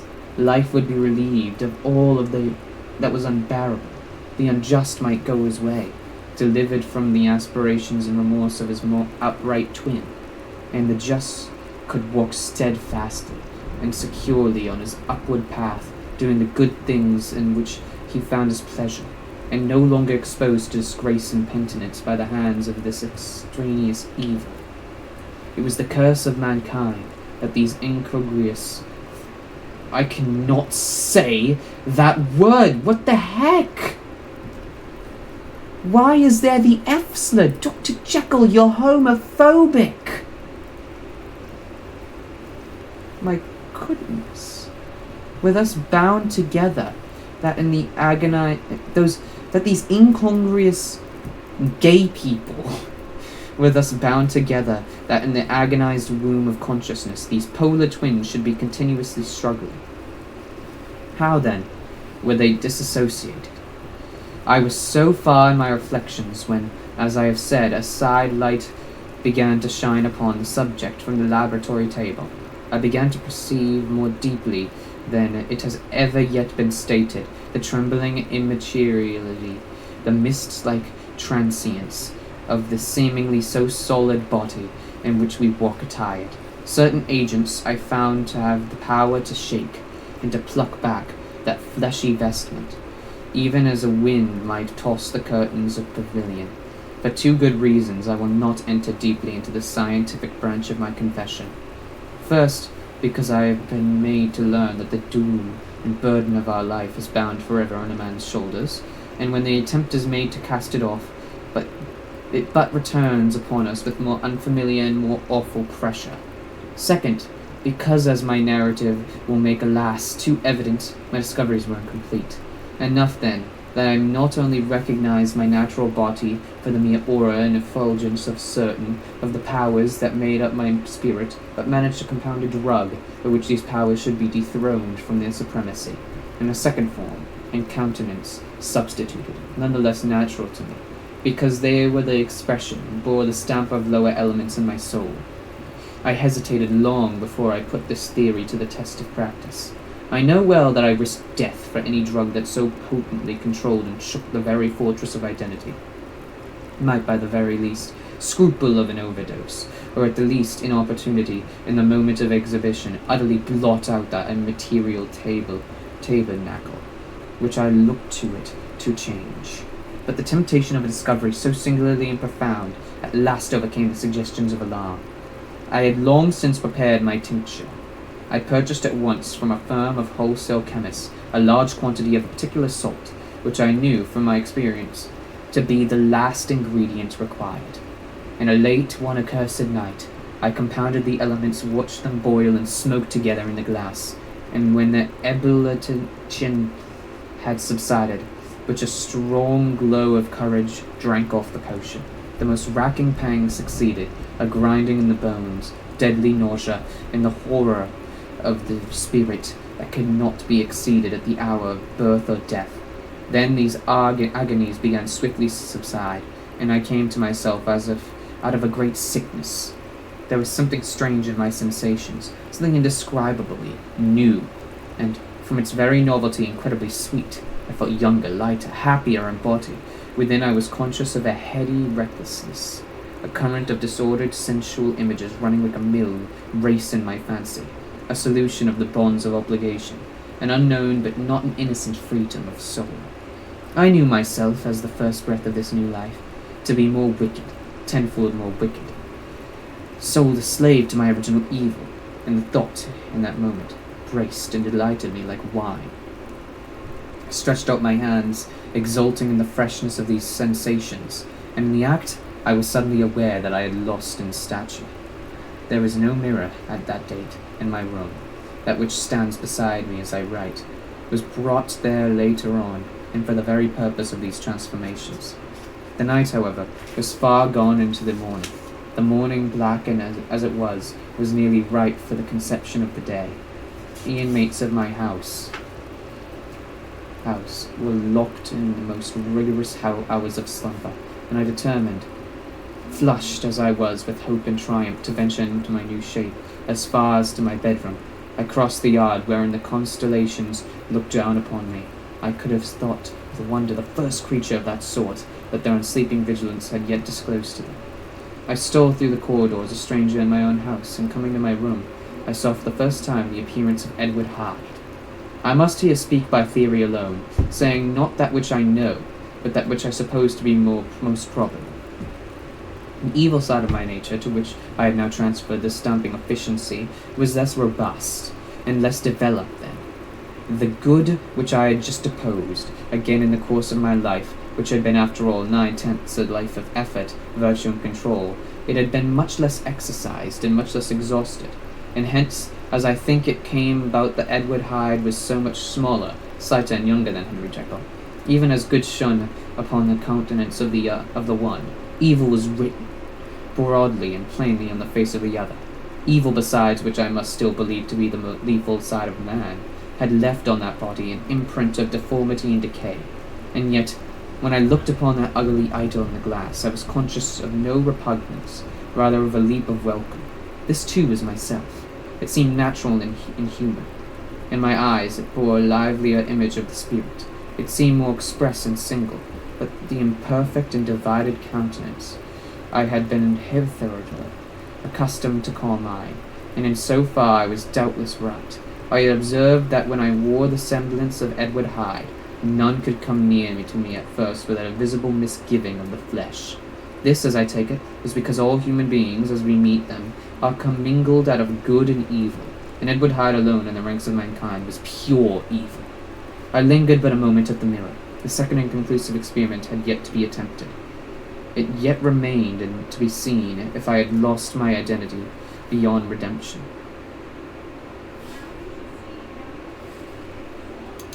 Whoops.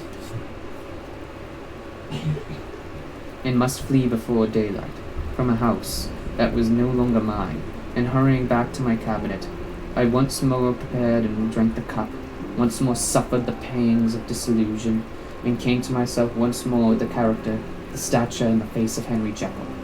That night I had come to the fatal crossroads. Had I approached my discovery in a more noble spirit, had I risked the experiment while under the empire of generous and of pious aspirations, all must have been otherwise. From these agonies of death and birth, I had come forth an angel instead of a fiend. The drug had no discriminating action. It was neither diabolical nor divine. It but shook the doors of the prison house of my disposition, and like the cavities of Philippi, that which stood within ran forth. At this time my virtue slumbered, my evil kept awake by ambition, was alert and swift to seize the occasion, and the thing that was projected was Edward Hyde. Hence, although I have now two characters as well as two appearances, one was wholly evil, and the other was still the old Henry Jekyll, the incongruous compound of whose reformation and improvement I had already learned to despair. The movement was thus wholly toward the worse. Even at this time, I had not yet conquered my aversion to the dryness of a life of study. I would still be merrily disposed at times, and at my pleasures were, to say the least, undignified, and I was not only well known and highly considered, but growing towards the elderly man. This incoherency of my life was daily growing more unwelcome. It was at this side of my new power tempted me, until I fell into slavery. I had but to drink the cup, to doff at once the body of the noted professor, and to assume, like the thick cloak of that of Edward Hyde. I smiled at the notion. It seemed to me at the time to be humorous, and I made my preparations with the most studious case. I took and furnished that house in Soho, to which Hyde was tracked by the police, and engaged as a housekeeper, a creature whom I well know to be silent and unscrupulous. On the other side, I announced to my servants that a Mr. Hyde, whom described, was to have full liberty and power about my house in the square, and to parry mishaps. I even called and made myself a familiar object in my second character. I next drew up that will to which you so much objected, so that if anything befell me in the person of Dr. Jekyll, I could enter on that of Edward Hyde without pecuniary loss. And thus fortified, as I supposed, on every side, I began to profit by the strange immunities of my position. Men have before hired bravos to transact their crimes. While their own person and reputation sat under shelter, I was the first that ever did so for his pleasures. I was the first that could thus plod in the public eye, with a load of genial respectability, and in a moment, like a schoolboy, strip off those lendings and spring headlong into the sea of liberty. But for me and my impenetrable mantle, the safety was complete.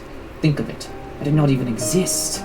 Let me but escape into my laboratory door, give me but a second or two to mix and swallow the draught that I had always standing ready, and whatever he had done, Edward Hyde would pass away like the stain of breath upon a mirror. And there, in his stead, quietly at home, trimming the midnight lamp of his study, a man who could afford to laugh at suspicion, would be Henry Jekyll. The pleasures which I had made haste to seek in my disguise were, as I have said, undignified. I would scathe use a harder term, but in the hands of Edward Hyde, they soon began to turn towards the monstrous. When I would come back from these experiments, I was often plunged into a kind of wonder at my vicarious depravity. This familiar that I called out to my own soul and sent forth alone to do his good pleasure was a being inherently malign and villainous. His every act and thought centered on self, drinking pleasure with a bestial adversity, from any degree of torture to another, relentless like a man of stone. Henry Jekyll stood at times aghast before the acts of Edward Hyde, but the situation was apart from ordinary laws. insidiously relaxed the grasp of conscience. It was Hyde, after all, and Hyde alone, that was guilty. Jekyll was no worse. He woke again to his good qualities, seemingly unimpaired. But he would even make haste, where it was possible, to undo the evil done by Hyde, and thus his conscience slumbered into the details of the infamy, at which I thus connived. For even now I can scarce grant that I committed it. I have no design of entering. I mean but to point out the warnings, and the successive steps with which my chastisement approached. I met with one accident, which as it brought on no conscience I shall no more than mention. An act of cruelty to a child aroused against me the anger of a passer-by, whom I recognized the other day in the person of your kinsman. The doctor and the child's family joined them. There were moments where I feared my life, and at last, in order to pacify their too just resentment, Edward Hyde had to bring them to the door, and pay them in a cheque drawn in the name of Henry Jekyll.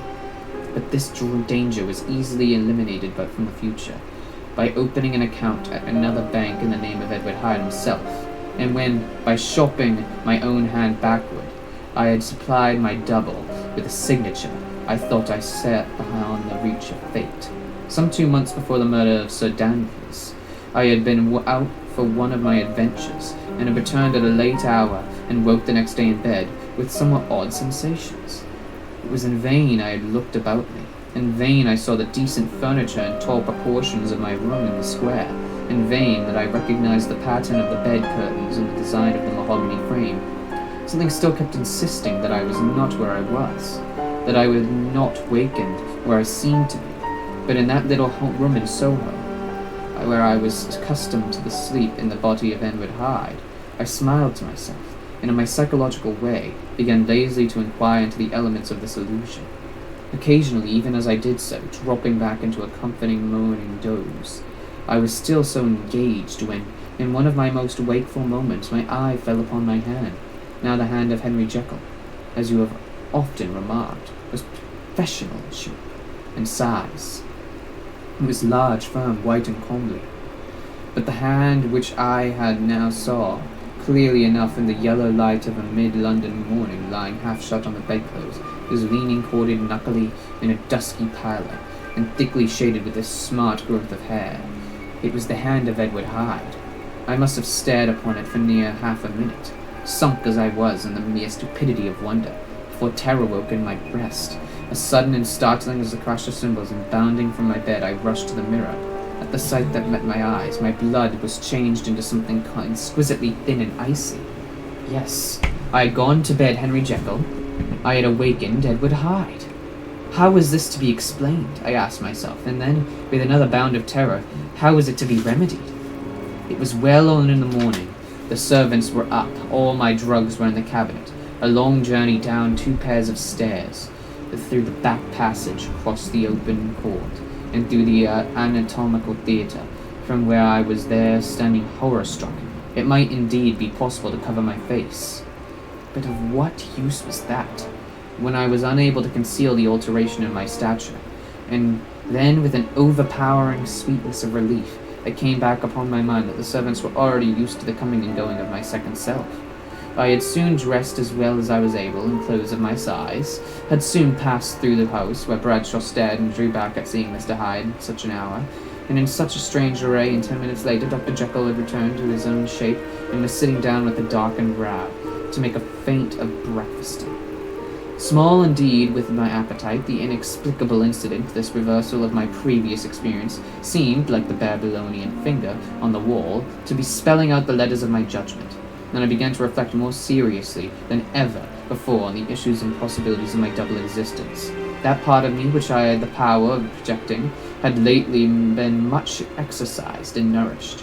It had seemed to me, as of late, through the body of Edward Hyde had grown in stature, as though, when I wore that form, I was conscious of a more generous tide of blood, and I began to spy danger that if this were more prolonged, the balance of my nature might be permanently overthrown. The power of voluntary change would be forfeited, and the character of Edward Hyde became irrevocably mine. The power of the drug had not been always equally displayed. Once very early in my career, it had totally failed me. Since then, I had been obliged on more than one occasion to double, and once, with infinite risk of death to treble the amount, and these rare uncertainties had cast hitherto the sole shadow of my contentment. Now, however, and in the light of that morning's accident, I was led to remark that whereas in the beginning the difficulty had been to throw off the body of Jekyll, it had of late, gradually but decidedly transferred itself to the other side. All things therefore seemed to point to this, that I was slowly losing hold of my original and better self, and becoming slowly incorporated with my second and worst. Between these two I now felt I had to choose. My two natures had memory in common, but all other faculties were more unequally shared between them. Jekyll, who was composite, now with the most sensitive apprehensions, now with a greedy gusto projected and shared in the pleasures and adventures of Hyde. But Hyde was indifferent to Jekyll, but remembered him as the mountain bandit remembers the cavern in which he conceals himself from pursuit. Jekyll had more than a father's interest. Hyde had more than a son's indifference. To cast in my lot was Jekyll, was to die to those appetites, which I had long securely indulged, and had of late begun to pamper. To cast it in with Hyde was to die to 1,000 interests and aspirations, and to become at a blow and forever despised and friendless. The bargain might appear unequal, but there was still another consideration for the scales. For while Jekyll would suffer smartingly in the fires of abstinence, Hyde would be not even conscious of all that he had lost. Strange as my circumstances were, the terms of this debate are as old and commonplace as man. Much the same inducements and alarms cast the die for any tempted and trembling sinner, and it fell out with me, as it falls with so vast a majority of my fellows, that I chose the better part, and was found wanting in the strength to keep to it. Yes, I preferred the elderly and discontented doctor, surrounded by friends and cherishing honest hopes, and bade a resolute farewell to liberty, the comparative youth, the light step, leaping pulses and secret pleasures that I had enjoyed in the disguise of Hyde. I made this choice perhaps with some unconscious reservation, for I neither gave up the hopes in Soho, nor destroyed the clothes of Edward Hyde, which still lay ready in my cabinet. For 2 months, however, I was true to my determination. For 2 months I led a life of such severity as I had never been before attained to, and enjoyed the compensations of an approving conscience. A time before began at last to obliterate. The freshness of my alarm and the praises of conscience began to grow into a thing of course. I began to be tortured with throes and longings as of Hyde struggling after freedom, and at last, in an hour of moral weakness, I once again compounded and swallowed the transforming draught. I do not suppose that when a drunkard reasons with himself upon his vice, he is once out of 500 times affected by the dangers that he runs through his brutish physical insensibility. Neither had I, long as I had considered my position, made enough allowance for the complete moral insensibility and insensate readiness to evil, which were to the leading characters of Edward Hyde. Yet it was by these I was punished. My devil had been long caged. He came out roaring. I was conscious, even when I took the draught, of a more unbridled, a more furious propensity to ill. It must have been this, I suppose, that stirred in my soul the tempest of impatience with which I listened to the civilities of my unhappy victim.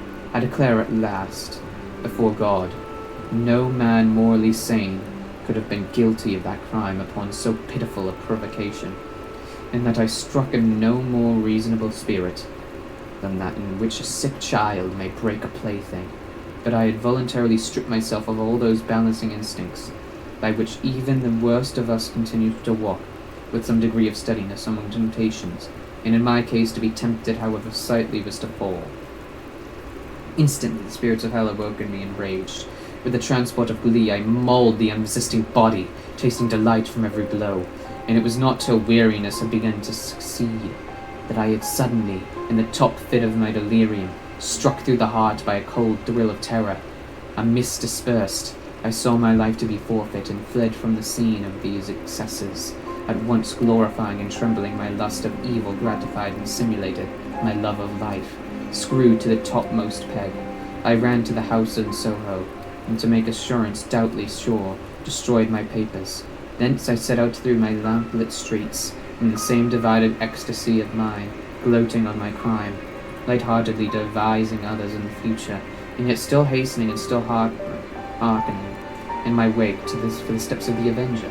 Hyde had a song upon his lips as he compounded the draught, and as he drank it pledged the dead man. The pangs of transformation had not done tearing him before Henry Jekyll, with screaming tears of gratitude and remorse, had fallen upon his knees and lifted his clasped hands to God. The veil of self-indulgence was rent from head to foot. I saw my life as a whole. I followed it up from the days of childhood, when I had walked with my father's hand, and through the self-denying toils of my personal life, to arrive again and again with the same sense of unreality, with the demand horrors of the evening. I could have screamed aloud. I sought with tears and prayers to smother down the cloud of hideous images and sounds with which my memory swarmed against me. And still, between the petitions, the ugly face of my iniquity stared into my soul. As the acuteness of this remorse began to die away, it was succeeded by a sense of joy. The problem of my conduct was solved. Hyde was thenceforth impossible. Whether I would or not, I was now confined to the better part of my existence. No, how I rejoiced to think it. With that willing humility I embraced anew the restrictions of my natural life.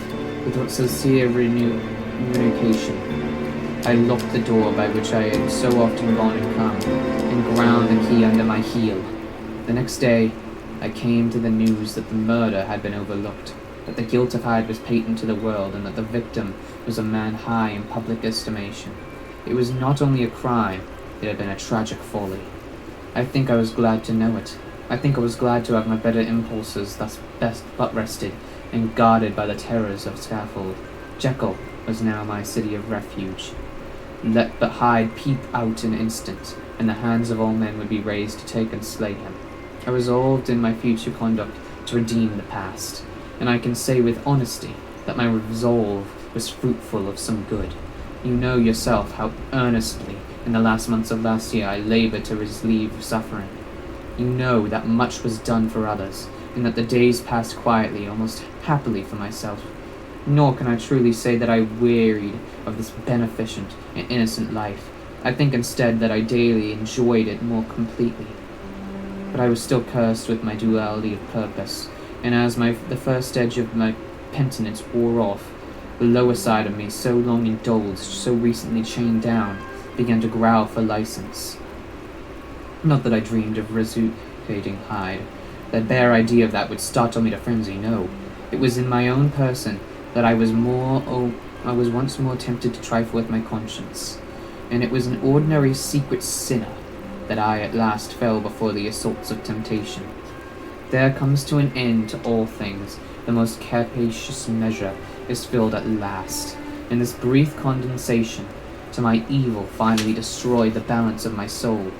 And yet I was not alarmed. The fall seemed natural, like a return to the old days before I had made my discovery. It was a fine, clear January day, wet underfoot, and where the frost had melted, but cloudless overhead, and the Regent's Park was full of winter chirrupings, and sweet with spring odors. I sat in the sun on a bench, the animal within me licking the chops of memory. The spiritual side a little drowsed, promising subsequent penitence, but not yet moved to begin.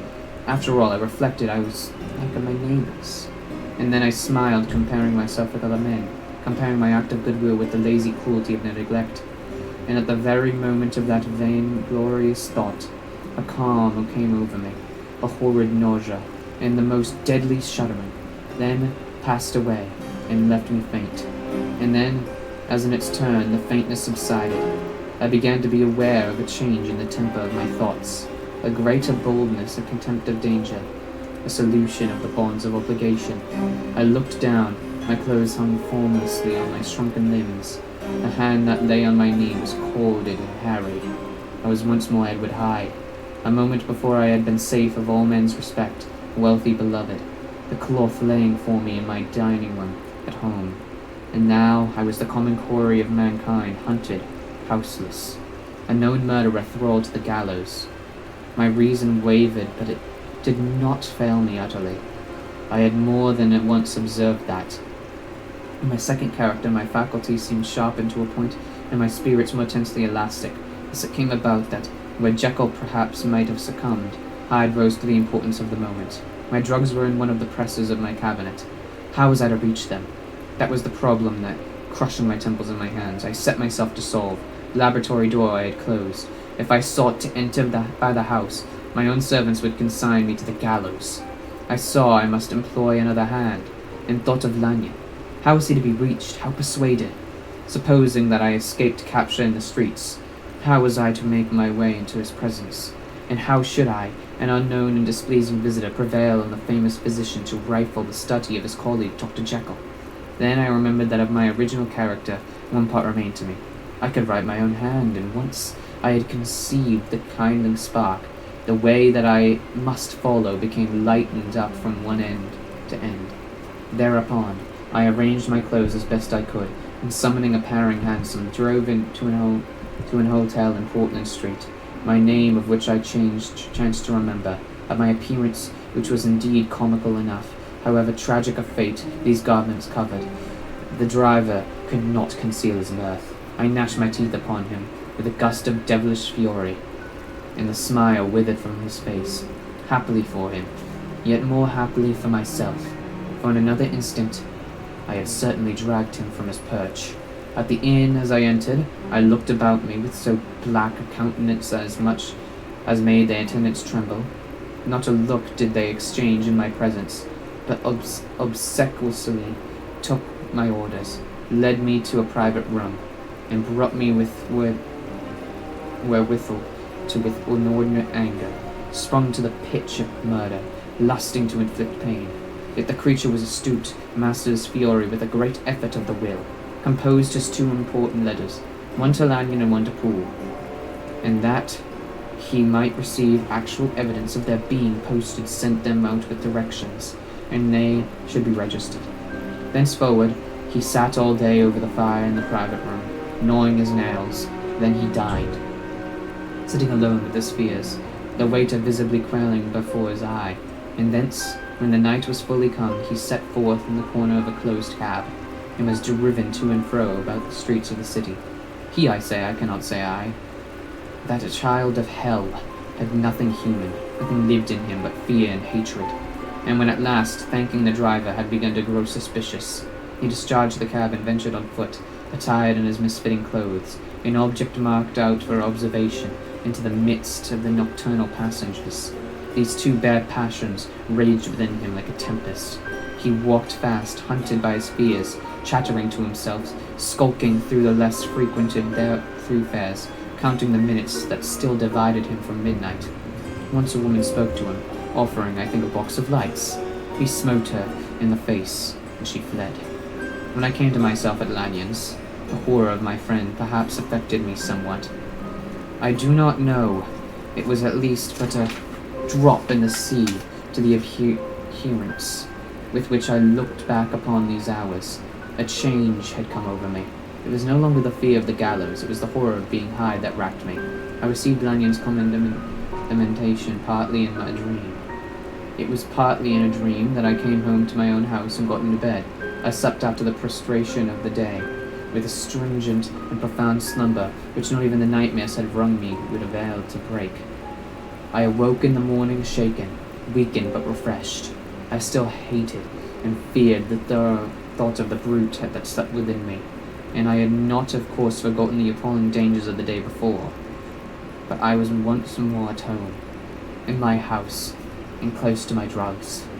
And the gratitude for my escape shone so strong in my soul that it was almost revolved in brightness of hope. I was stepping leisurely across the court after breakfast, drinking the chill of the air with pleasure, when I seized again with those indescribable sensations that heralded the change, and I had but the time to gain the shelter of my cabinet. Before I was once again raging and freezing with the passions of Hyde, it took on this occasion a double dose to recall myself. And alas, 6 hours after, as I sat looking sadly in the fire, the pangs returned, and the drug had to be re-administered. In short, from that day forth, it seemed only to be a great effort of gymnastics and only under the immediate stimulation of the drug that I was able to wear the countenance of Jekyll. At all hours of the day, I would be taken with the premonitory shudder. Above all, if I slept or even dozed at the moment in my chair, it was almost as Hyde that I awakened, under the strain of this continually impending doom, by the sleeplessness to which I now condemn myself, even beyond that I had thought impossible to man. I became in my own person a creature eaten up and emptied by fever, languidly weak both in body and mind, and solely occupied by one thought, the horror of my other self, but which, when I slept, or when the virtue of medicine wore off, I would leap almost without transition, and the pangs of transformation grew daily less marked, into the possession of fancy brimming with images of terror, a soul boiling with causeless hatreds, in a body that seemed not strong enough to contain the raging energies of life. The power of Hyde seemed to have grown with the sickliness of Jekyll, and certainly the hate that now divided them was equal on each side. With Jekyll, it was a thing of vital instinct. He had now seen the full deformity of that creature that shared with him some of the phenomena of consciousness, and was co-heir with him to death, and beyond these links of community, which in themselves made the most poignant part of his distress. He thought of Hyde, for all his energy of life, as of something not only hellish, but inorganic. This was the shocking thing, that the slime of the pits seemed to utter cries and voices, that the amorphous dust gestilated and sin, and that was dead, and had no shape, would usurp the offices of life. In this again, that insurgent horror was knit to him, closer than a wife, closer than an eye, lay caged in with flesh, where he heard it mutter and felt it struggle to be born, and at every hour of weakness and in the confidence of slumber, prevailed against him and opposed him out of life. The hatred of Hyde for Jekyll was of a different order. His terror of the gallows drove him continually to commit temporary suicide and return to his subordinate station of a part but instead of a person. But he loathed the necessity. He loathed the despondency into which Jekyll had now fallen, and he resented the dislike with which he was himself regarded. Hence the ape-like tricks that he would play me, scrawling in his own hand blasphemies on the pages of my books, burning the books and destroying the portrait of my father, and indeed, had it not been for his fear of death, he would long ago have ruined himself in order to involve me in the ruin. But his love of his life is wonderful. I go further. I sicken and freeze at the more thought of him. When I recall the objection and passion of his attachment, and when I know how he fears my power to cut him off by suicide, I find it in my heart to pity him. It is useless, and the time awfully fails me to prolong this description. No one has ever suffered such torments, let them suffice, and yet even to these habit brought.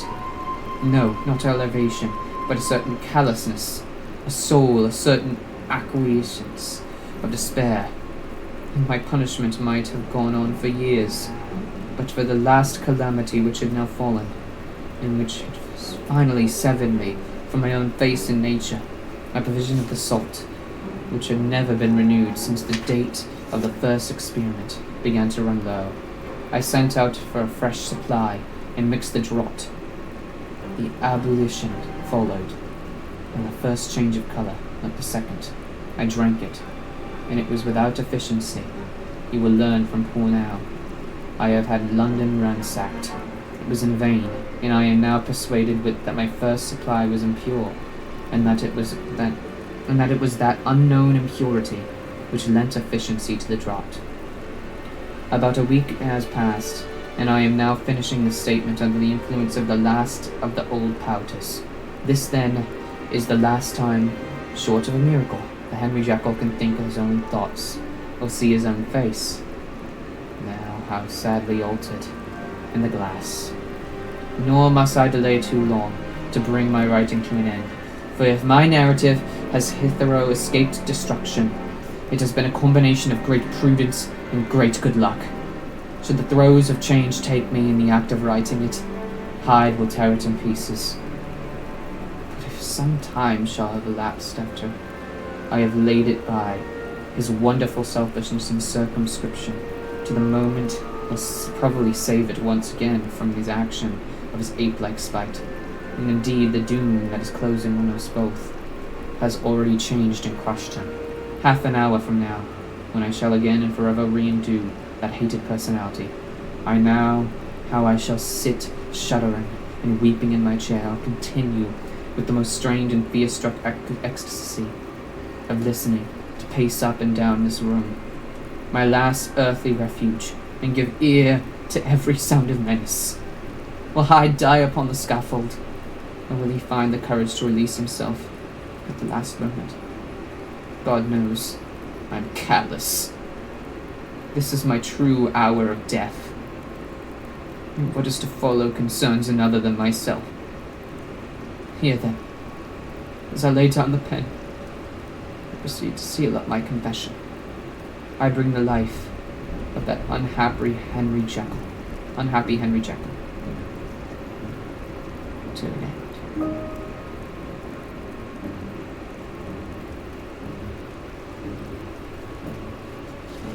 Now that is some messed up stuff. Poor guy. Yeah. That's the end of Dr. Jekyll, though.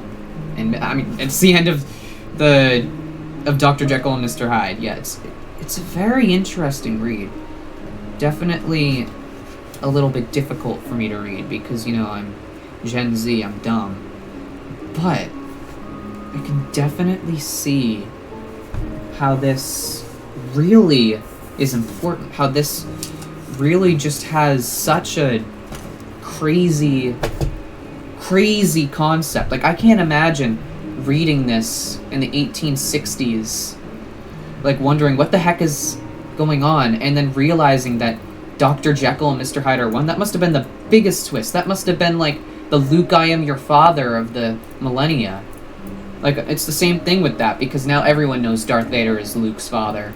But everyone knows Dr. Jekyll and Mr. Hyde are the same person. But they didn't know that, probably, when picking up this novel, or novella.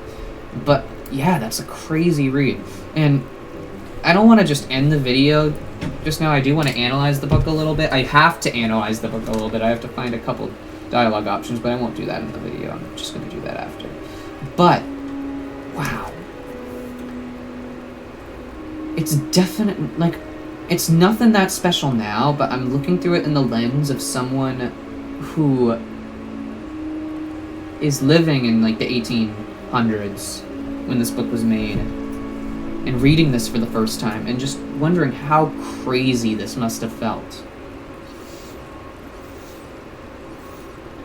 My throat is dead, so I probably won't talk very long, but I can definitely see how this is a metaphor, definitely, for stuff like addiction, and how there's evil in all of us. It's waiting to come out. And what makes a good person is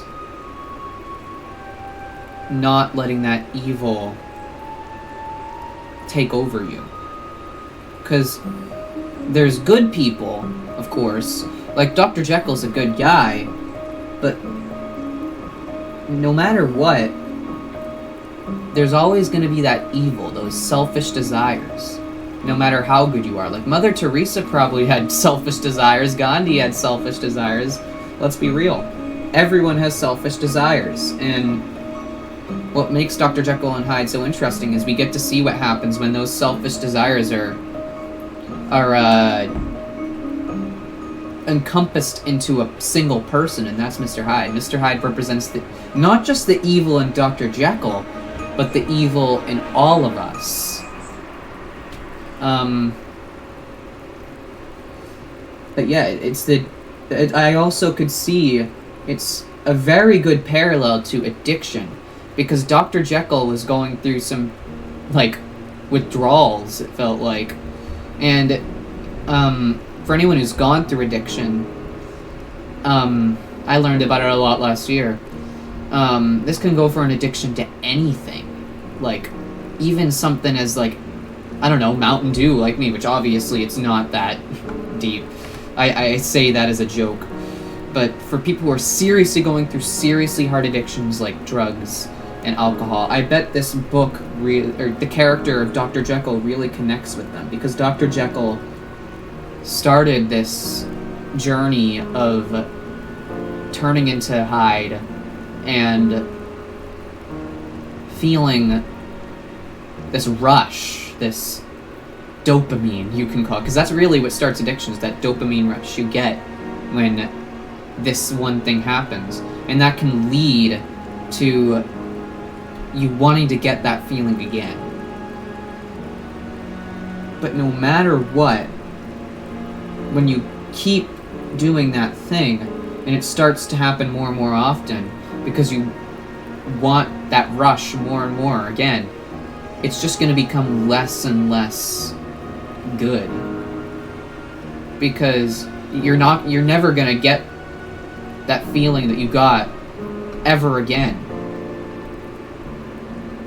And the reason for that is because there's a reason that the term everything is good in moderation exists, because addictions is when you're trying to get this one good thing constantly, and it can destroy you.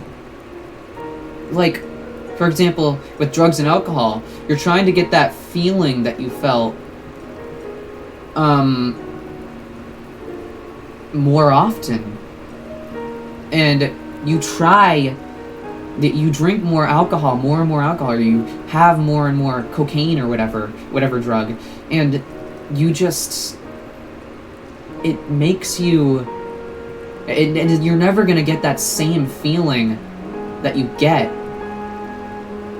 that first time, and you're chasing it, and even if you step back and realize, holy crap, I'm doing this constantly, it's affecting my health, I need help, you can't, because you just can't. And what really made me realize, crap, this is a parallel, is the whole thing that Jekyll was going through towards the end of his, what's it called? Towards the end of his exclamation, his narrative, they call it in the book, where we learn he managed to get off of the addiction. He managed to get off the addiction of this evil side of himself, Mr. Hyde. He stopped. But even when you think it stopped, just the littlest thing can make it creep back. The littlest thing. And even though it's clearly not as good as the first time you did it, because nothing will ever be as good as the first time you did it, because that was your first time ever doing it, it gave you the biggest effect, you go back into that cycle. The same thing happened with Jekyll, with Mr. Hyde. He was obsessed with this, he fell back into the cycle of, oh, I'm a good person, and this is Mr. Hyde doing it, it's not me. And he kept going back to Mr. Hyde. And this happened a couple times, if I was reading it correctly. And then, by the end, he was just terrified because it was destroying him. And eventually, like, he was just sitting in his house by the fire, terrified of this person. And Mr. Hyde, at this point, hated Jekyll just as much as Jekyll hated Hyde. And it just, he couldn't even control it anymore. It just kept happening. He kept turning into Mr. Hyde. And yeah, it's definitely very much related to addiction. And also, as I said before, the fact that everyone has evil in them. It's a very clever analogy. Very clever comparison. And I don't know if I'm right with this, it's just how I'm interpreting the book. I feel like this book can be interpreted in so many different ways. And it's crazy what they're making you think about when it's really only 70 pages. That's one of the shortest books that's probably the shortest book I've ever been asked to read for summer reading. And I really hope more kids read this one, because this one really is just really good. It's really good. It's still effective today, definitely. And I had known a little bit about this story just from the musical, because I'm a big theater geek. And I came across the soundtrack of Jekyll and Hyde's musical. And it is so good. So I'm definitely going to watch through that musical later today, after I'm done analyzing the book and all the quotes I need to get. But, damn it, even though you know everything that happens, just take a read through this book and really, or I guess you kind of listen to me read the book, so it's different, but like, this definitely has merit here in 2024. Possibly even more than the 1860s. Sure, it's dated, sure some of the language doesn't make a ton of sense. I think there are typos.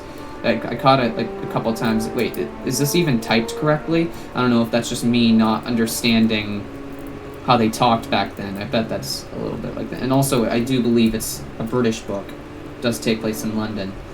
But, yeah. Dr. Jekyll and Hyde. Very interesting. Very good. And definitely relevant. And it will be discussed for the rest of time. I won't doubt that. Unless we get a Fahrenheit 451 situation and they burn it forever. It's not gonna happen. Anyway, thank you guys. Bye.